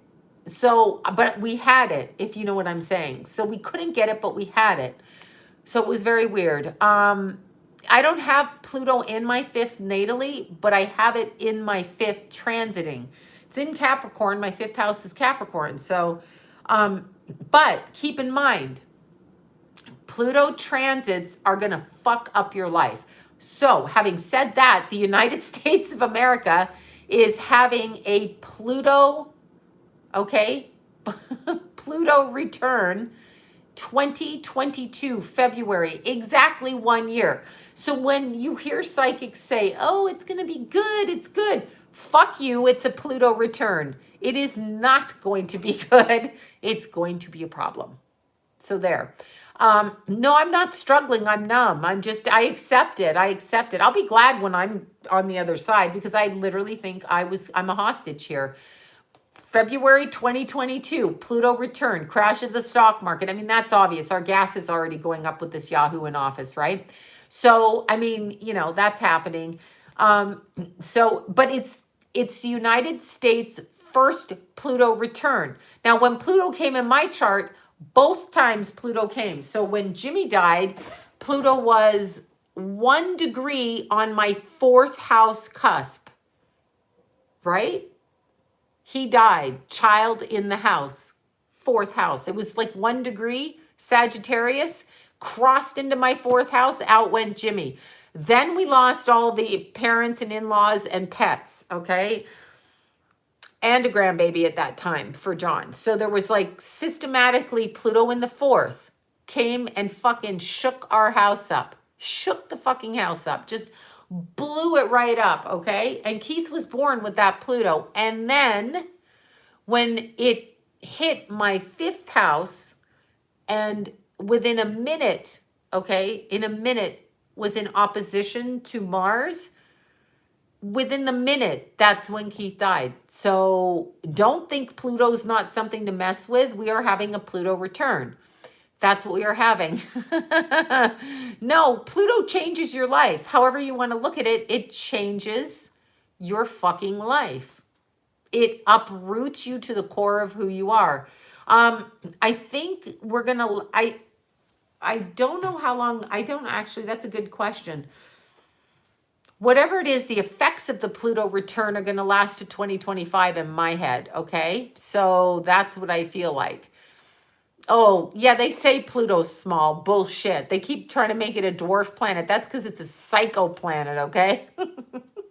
Psycho. But anyway, that's Pluto. Just to give you an example of that, every time it's crossed, and I was born with Pluto in my 1st house. I was born and put into an orphanage. So I was born and put into an orphanage. Pluto in the 1st. Born, gone. Just like that. Removed. Okay? So Pluto is just, that's what it is. Yeah, exactly. Oh, the picture is blurry. Yeah, I can't see it on my end again, but it's all meant to be. Yeah, I don't believe that when you say it's all meant to be, because I know people say it's all meant to be, but that's actually bullshit, because no babies are meant to die starving. This planet is not the way it's supposed to be. That's not true. It's not supposed to be this way, but we've been claimed down. There's a bit of binding going on this planet. I'm not saying we didn't plan to be born and we didn't do this, but I can tell you literally that when you say it's meant to be, yeah, no, murder is not supposed to be either. Now, the condition of why you're angry at the person, maybe that, but it's exactly right. People go, oh, you learn a lesson for it. I didn't learn a fucking lesson from Keith dying, except that my son is not here, and that I birthed him and I breastfed him and I loved him and cared for him, and he's not fucking here. So like, lesson learned. Okay, God fucked with me, but it's not God. This is not the planet. We are of God, But this is not, there's something going on in this planet that's not right. There's too much fuckery going on. Way, way too much. I didn't learn a lesson. Yeah, no, you don't learn a lesson. You don't learn a lesson. I don't know. I may stand corrected when I cross over, but you don't learn a fucking lesson. When people say that, I want to go, yeah, really? How about I just take a gun and we'll see what lesson you learn when I pop off one of your family members? None. Okay, you're just gonna, I mean, oh, you can forgive them, you can have compassion for them, blah, blah, blah, blah, blah, whatever. Sure, you can do that. But the fact is, you're stuck here, and this is Lucifer's world. Let's be serious. And we are bound here because there's whole countries full of people that don't eat, never fall in love, never make it past their 5th birthday, end up with all kinds of crazy ass illness. So what are they learning from that? Because do they need to be better people? Is that why we're starving babies in the country in Africa? Is that why we're raping girls? What? Why? What lessons in that? Those are not lessons of God. Those are not lessons of God. They're just not. I'm sorry. God is love. That is not God. That is something else. That's something else. We've all been bullshitted by the New Age community. It's bullshit. I never believed it to begin with, just because too many people have really fucked up childhoods for me to think that your soul now, your soul could choose to come and do that. God is in a different dimension. We are with God, but we are down here in the physical too. So this is someone else's, the other guy's playground. The other guy. That guy. This is that guy's playground. This is not, God does not take people. God does not shoot people. God does not say, hey, Sloan, we want to fucking teach you a lesson. So we're going to fuck your head up in the middle of your life and take your son out. So you actually have to witness his death on the ground, or anybody that has to do that, so that we can teach you a lesson. Why is God teaching me that lesson? God's not teaching me that lesson. What kind of fucked up asshole dictator leader would teach that lesson? There's no lesson in that. What about these families in Chicago that cross the street and somebody shoots their baby girl in front of them? Did God decide that guy needed to lose his child on the street? No. That's not of God. There's understanding of what's going on when you understand, yeah, this is a penalty planet. That's what I'm saying. I was fucking kidnapped here. Please help me escape my captors. That's what I was saying. This is not what God does. God does not do it. God does not say to you, churches teach it, adultery's bad. So I've had people come to me whose children have passed and they're like, I cheated on my husband when my kid was little. So did God take my child? I'm like, what the actual hell are you talking about? Why would God take your child because you fucked somebody other than your husband? What? So he's going to punish your child because you did that? No. I know it intellectually. I mean, it's just ridiculous. No. People got to understand it is a prison planet, and God does not take any. No, don't be depressed. I'm just telling it like it is. Don't be depressed. You can't get depressed when people say, I understand you do, but you have to understand, don't judge. We are brainwashed. We're brainwashed from little. We're taught if you're a good person, good things will happen. We're taught by the way we speak, this is the way to speak. Total lie. We are taught if you learn this, you'll get a good job. Lie. We're taught if you go to special school and get good grades, you'll accomplish. Bullshit. You'll be indebted. We're taught always take care of your mother and father. What if your mother and father are abusive? You don't have to look after them. You don't have to look after them. We are taught so many things that are not true. This is not of God here. I remember. I don't remember that. I mean, I would believe the children go back to God. But God is not on this. Wait, Jackie, you don't need to send me anymore. Thank you so much. Yeah, Jackie knows that. Jackie knows that. That's exactly right. That's exactly right. I love it when people say there's a lesson. I'm like, what fucking lesson? I'm not going to beat the shit out of you. I mean, what? Oh, I know it's, but we've been taught wrong. They're not trying to be mean. We've been taught wrong. We have been taught wrong. You feel dumb to complain, or you feel numb to complain, or dumb. Don't feel dumb. Just do what you got to do. We are not taught. We are taught things, and things happen in this energy field that we don't know. I do believe that a lot of people are passing away right now because, excuse me, we need them energetically on the other side. So I believe there is a war going on, and I believe we need them.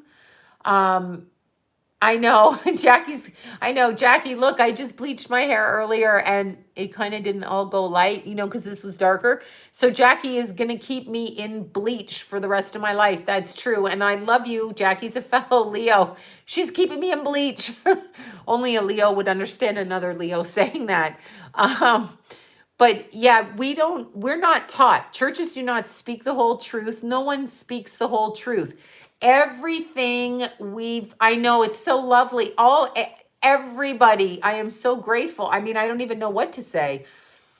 Because it's really hard to work at times. I have to work just enough to do what I have to do. But yeah, it can be difficult to work because your energy goes. But we have to understand, we haven't been told the truth about a lot of things. We've not been told the truth and on any way whatsoever about what's really going on and about what happens. So in my opinion, from what it is, because all you have to do is look at, and by the way, all the little children at St. Jude's that have cancer, all those little babies, that there's no lesson in that for their parents, except their parents are fucked up looking at their little babies in the hospital with cancer. But cancer is an alien virus. It is it's not what we think it is. It's not what we think it is. It's really not. So cancer in a body is like a foreign being laying root in an area where it feels it's hospitable. That's what cancer is. That's what I was told. So there you go. I know I have to make a t-shirt. So that's what cancer, that's what I believe. Oh, I know what's running this planet. That's exactly right. But when I looked into Farrah Fawcett, whose birthday is coming up, or is her birthday or something, when I looked into her, the cancer in her body was actually looking at her body as being like, you go in the forest and you see a great place to build a house, so you clear the trees. That's what the cancer saw. So there you go. Yeah, some kind of spores. That's exactly right. Some kind of spores. Oh my God. Okay, you guys. Of course they're stealing the charities. That's why they have the charities. That's why I help people in my neighborhood, people I know personally. So yeah, I don't think Jason does well without his doodleberry around. I don't think so. I think Jason looked after Keith so good. Of course he misses his brother. Wait, she's putting out content. She asked for nothing. Wait, what are we saying? Someone calling me a cunt again? Yeah, get in line. Oh, it's a troll. Yeah, don't listen to the trolls. They can call me whatever they want. I've never asked anybody for anything. Yeah. Wait, where is she? I don't even see what she said. Tell me what this bitch said. What did you say, you bitch? What did you say? Come on, bitch. What did you say? What did she say? Somebody tell me what she said. Wait. Don't look. Wait, I want to know. No, she's complimenting you. I have no idea. Okay, Brooke, don't get evil in here. You're going to have to answer it. What did she say? I don't even know what she said. Well, fuck you, whatever you said. Fuck off. Yeah, whatever. Oh, no, I don't ask for anything. I've never even asked for, I don't ask for subscribe or anything. I can't do it. I can't do garage sales either. That's what I've said. Yeah, I don't ask for anything, really. People do what they do. That's the problem. Oh, you asked for? No, I don't. I did on the GoFundMe, that's true, but that was for the bench, and that was a GoFundMe, and a lot of people do GoFundMes. So yes, I did do that. I really did do that. People donate on people's channels all the time, don't they? I mean, I see other people's channels they donate to. So yeah, yeah, whatever. I can't even see her comments, but anyway, maybe she's just, being, it's probably somebody I know. So Brooke, you slut, you need to get off of here. How about that? Oh, yeah, no, I'm nobody. I'm just a person who started doing this because my son told me to do it. And actually John too. But yeah. And by the way, what if you don't like my channel, go somewhere else. Go somewhere else. Please go somewhere else. She's telling you that you do this. Oh, Brooke said, yeah, go away, Brooke. Oh, she's got to be a troll, right? Brooke, go away and spread your hate elsewhere. Yeah, I don't know. Yeah, the trolls come. She should create. Yeah, no, I don't know what to say. I mean, it's true. People die every day. People die every fucking day. I say that all the time. But since this is my channel, I'm going to talk about the things I want to talk about. Yeah, exactly. I'm going to talk about whoever the hell I want to talk about on my channel, and it is my channel. Yeah, Athena's channel's great. I mean, Athena doesn't ask for anything either, and she's fabulous, and I support her. She supports me. I don't, Brooke, you're breastfeeding. I still haven't seen her thing. Yeah, no, I started my channel with nothing for no reason, and people decided that they liked it, and that was that. Oh yeah, let me talk about that. Well, no, I'll save that for another one, actually. For my husband. Yeah, my Melody did the GoFundMe for Keith, and it was for the bench for Doodleberry.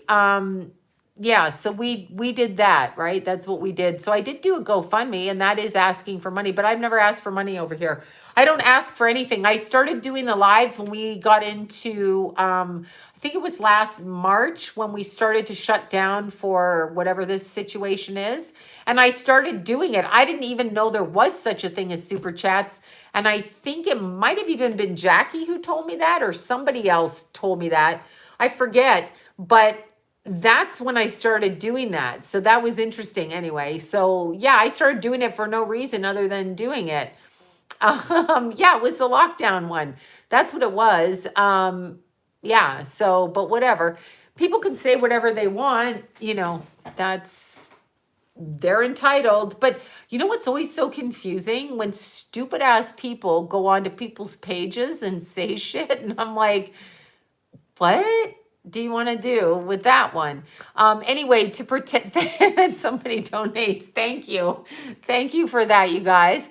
Okay, so in order to, I'm like leaving in 5 minutes. Okay, so, and thank you so much for that, all of you. In order to protect a psychic child, you need to teach your child how to pray to God. That's the first thing. Also, put your kid in salt baths. That's what I used to do with Jason Keith. Throw them into salt baths when they got all discombobulated. I also put crystals under their pillows, in their beds, around their room, salt around their beds. That's what I did. That's what I did. So I used to do that, and I used to put holy water around and kind of pray behind their backs. When they got to be teenagers, they didn't want the crystals in their room. Then Keith wanted them in his room, and Jason was always looking for them. So, when you have beds in a kid's room, right? And they sit on those floor protector things. Do you know what I mean? The things on the floor that stop the floor from scratching. I used to put the tourmaline on that right by the edge of the feet in Jason's bed so that he didn't see it. Okay. So yeah, that's what I did. Jason's pretty good at finding them, but I put them in their lunch packs. I put crystals everywhere, in their pockets, in their jackets. I mean, in Keith's car, I put crystals everywhere. So that's what I did. And Keith had a lot of crystals in his room, selenite being one of his favorite. And that's kind of what I did. And yeah, no, I do. All us psychic types put stones in our bra. I was always taking my stones out running. That's why I wear like these bras. But yeah, I put them in my pants. I put them everywhere. That's what I do. Just because yeah, I don't feel it. So yeah, that's what I do. Crystals, well, in Keith's car, I had a big chunk of tourmaline in Keithy's car in the middle. Yeah, Bobby knows too. In your purse, in your bra, in your under trunks, under your bed, on your dresser. I have them everywhere. But in Keithy's car, I put a big chunk of tourmaline in there, and you know, so Keithy had it there, and I told him it's going to protect you. And in Paige's car, when she was little, when she was first, you know, driving, or it was her dad's car, I think she was driving, I put them under, like we put them in his car, me and Paigerella. We did that. I call her Paigerella, but it's Paige. We did that. And then in my car, I have a chunk of green jade. I have clear quartz right in the middle console, and I have sage, and then I have black tourmaline. So I have that in my car as well. Obsidian, oh my God, obsidian is the best. So that's what I do. I ground myself with that. So like if I put that in Keith's car, then he wouldn't drive, you know, fast or whatever.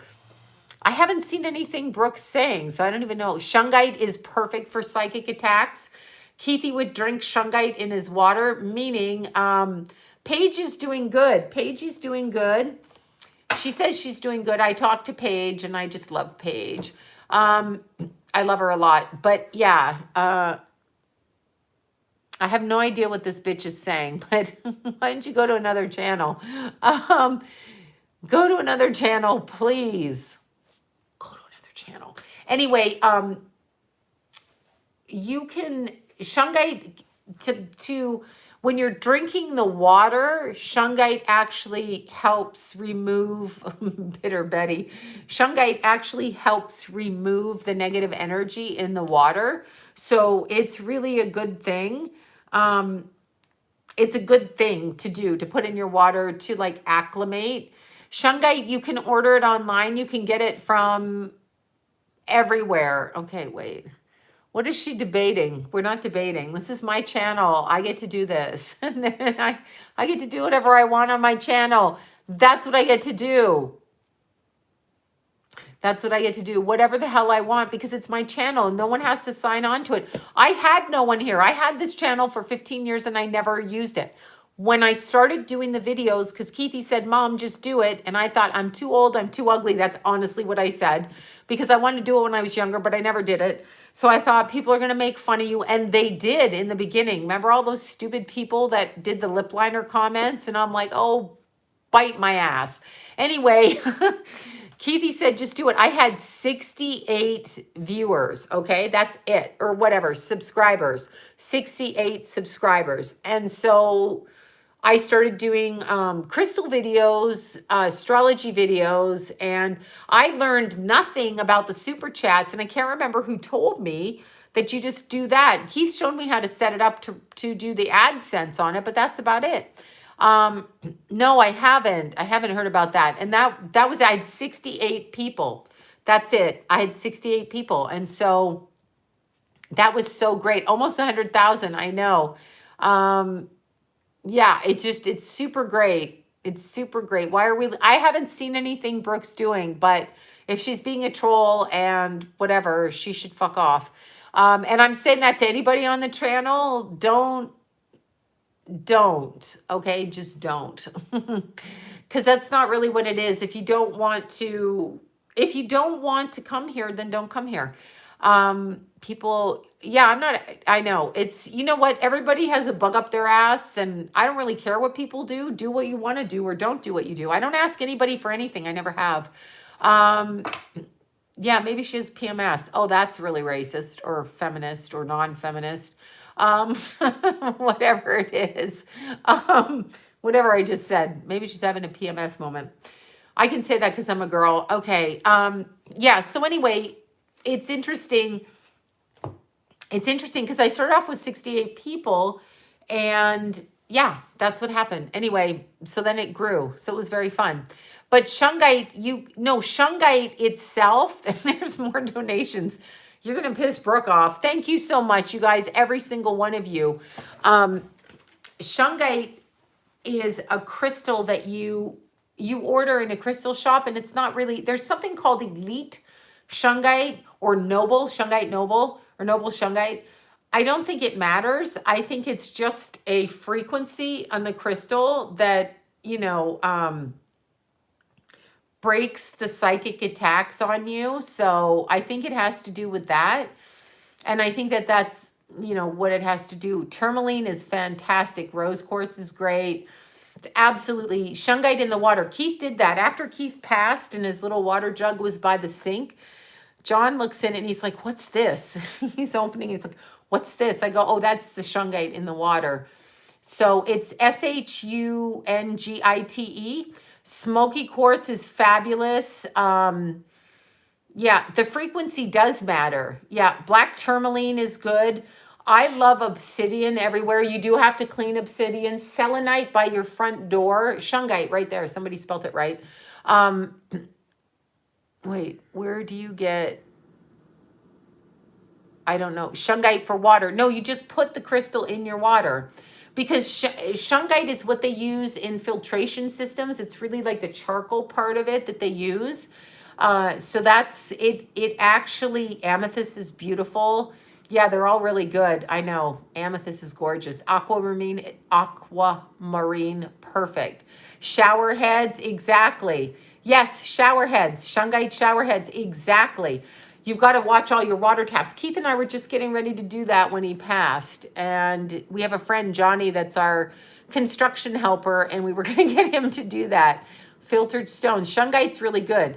I don't have my bracelet. I don't have my jewelry on right now except for these, but I have a shungite bracelet I wear. So there you go. Thank you, guys. Oh, my God. Thank you. Thank you all, everybody. Let's see. I still haven't seen one comment she's made. I keep cussing her out, but what does emerald do for you? It opens up your heart chakra, so it's a heart chakra stone. Emerald. Lapis is beautiful for psychic ability and for calming the mind. So lapis is for calming. Yeah. The reason you would put shungite on your shower head is to take away copper, minerals, fluoride, all of that. It's to remove all of those things. So I use toothpaste that has no fluoride. I only use mouthwash that has, oh my God, I have no idea what you people are talking about. I use mouthwash that has no fluoride, so that kind of thing. Lapis is beautiful for that. Labradorite, also good for psychic ability. Does the charge wear out after time? Not really with shungite. When you leave it in the water, it seems to really work. Yeah, I mean, you put it outside, like bath your little crystals. Absolutely. Okay, love lapis, first stone I bought. Lapis is beautiful. Citrine is great for money, and it's great for opening that. Citrine's also good for the heart and throat chakra, so it starts opening up this way.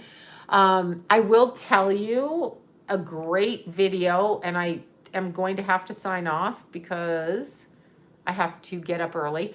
But not that you care, but I have to go to sleep to get up early. Malachite's gorgeous. Malachite, they're making rings out of that now. It's beautiful. There was a video right here. Let's look at this video. Let's look at it. I will tell you the name. It's by a site called Meditative Mind. Can you see the sun? Oh God, how does it? I'm sorry, this doesn't show well here. Oh, whatever. It's called, it's Frequency to Balance Your Solar Plexus. Yeah, Tom's toothpaste, exactly. It's Frequency to Balance Your Solar Plexus by Meditative Mind, and it's extremely powerful frequency. So this is really a good one. It's got the little sunflower, and it's by Meditative Mind, okay? So that's really good. So that's a beautiful, beautiful thing. So you guys, wait, is there another stone to help with chronic physical pain?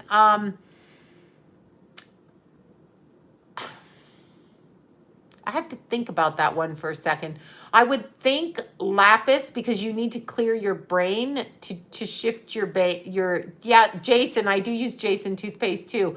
You need to shift your brain. So lapis and clear quartz crystal together to heighten it so that you get out of the pain mode in your brain. Because remember, it's the receptors in your brain, right? Obsidian's the best thing on planet Earth.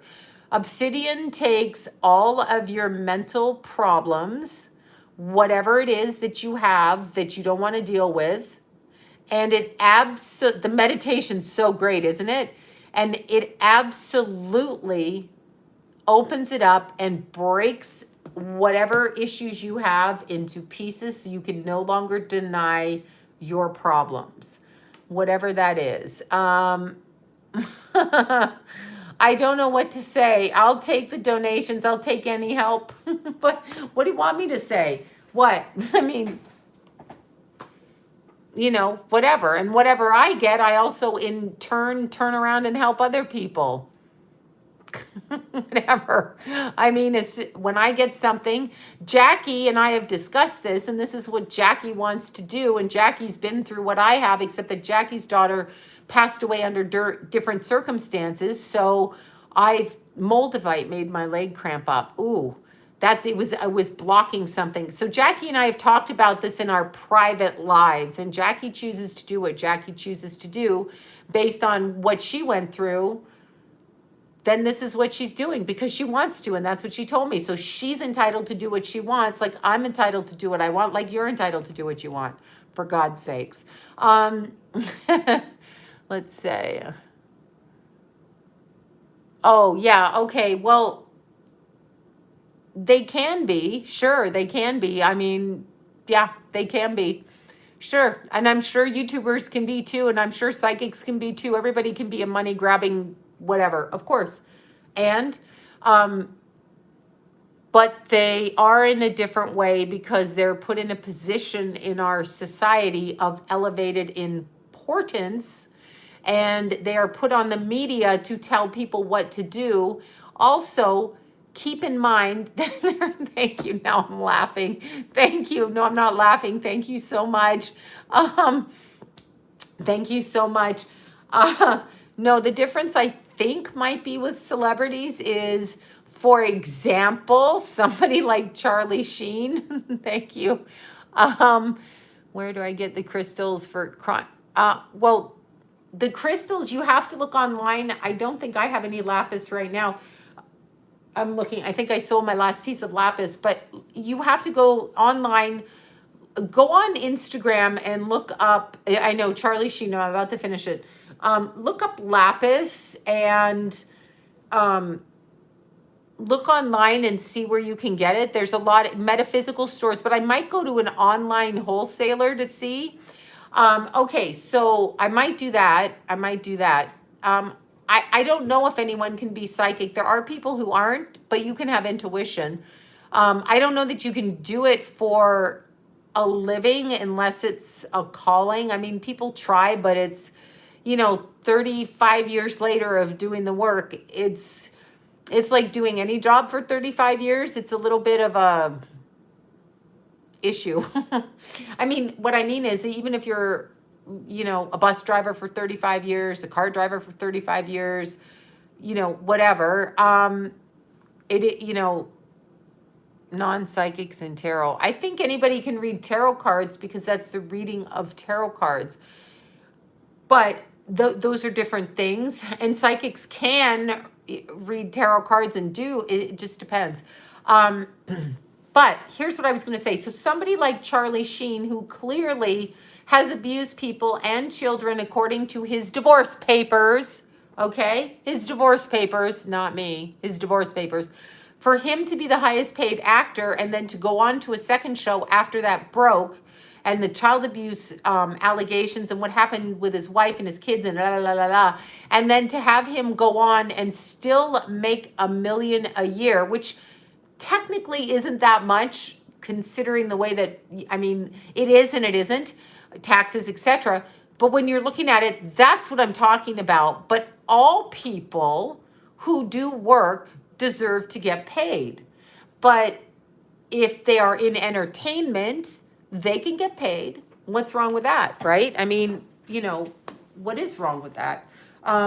People on YouTube get paid. This is a culture that they had. I just started this in 2018. as far $1 million an episode of anger management, but with 2.5 Men, he was making a shit ton more. And look at actors, like they're billionaires, some of them, okay? Some of them are billionaires, including the sweater guy. Sweater guy didn't do anything that he said. Sweater guy, thank you so much for that.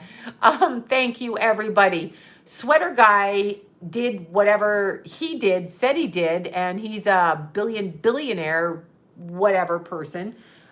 People are allowed to make money, and there's no vow of poverty, another lie on this planet, because the currency of this planet is reciprocation of energy. And so you don't have to tip people on YouTube, but they're going to run ads on their channel until they get kicked off. And when they run ads on their channel, they're making money for the content they're doing too. And there's nothing wrong with that if people want to look at the content, period. Yeah, and I'm not a celebrity, so nice try.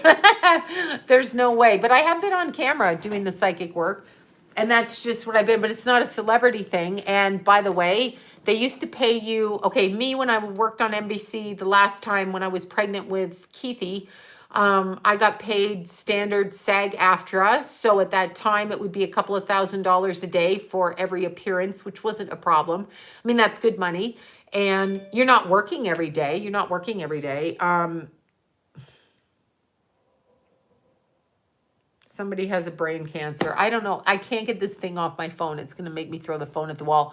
But I got SAG-AFTRA pay, okay? But in the invention of reality TV, so many people wanted to go on camera that they took away SAG-AFTRA, dropped the fees pretty much, and said, you know, for the exposure, do you want to do it for free? So actors were getting fucked over like crazy, okay? Yeah, they do take, I know they do take the money, they do take 30%, exactly. But I'm not asking for them. I didn't, you know, whatever. Anyway, get off my page and stop judging, you judgy whore. Don't be a judgy whore. Don't be a judgy. I don't know what to say. People offer to buy me coffee. People send beautiful things. And people have really been extremely nice to me since my son passed. And that is beautiful. I mean, I don't know what I would have done. I mean, I wasn't even thinking about it. I mainly was talking about my Keithy. Oh my God, wait, it's bad. Okay, I just missed that. But yeah, anyway, I'm going to keep doing what I want to do on my channel, and that's what I'm going to do.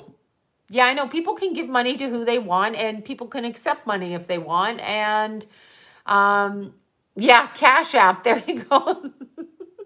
Yeah, I should put it to the Cash App, right? But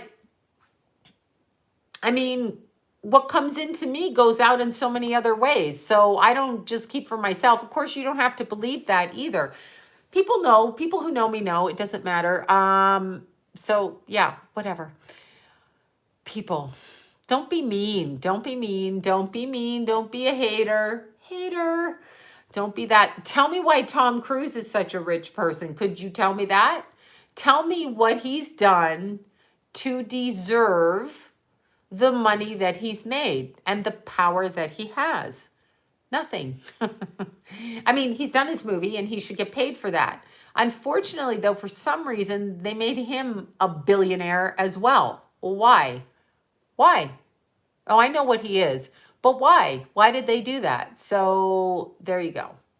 Oh, I know what he did. I know. I jumping on Oprah's couch. What the fuck was that? I know, because I know he's jumping. He's like, I'm in love. Well, you're gay. So whoever that chick is not the person you're in love with. So sorry. Yeah, no, I know what it is. Yeah. I don't know. Oprah's the same. I know. Oh God, totally. Him and Tom Hanks, exactly. Okay, you guys, I love you so much. And thank you guys so much for everything. Somebody on here told me to turn the super chat on when I first started doing the pick a card readings. Somebody told me that, and I can't remember who it was. They told me, you know, you can do the super chat. It was somebody on here.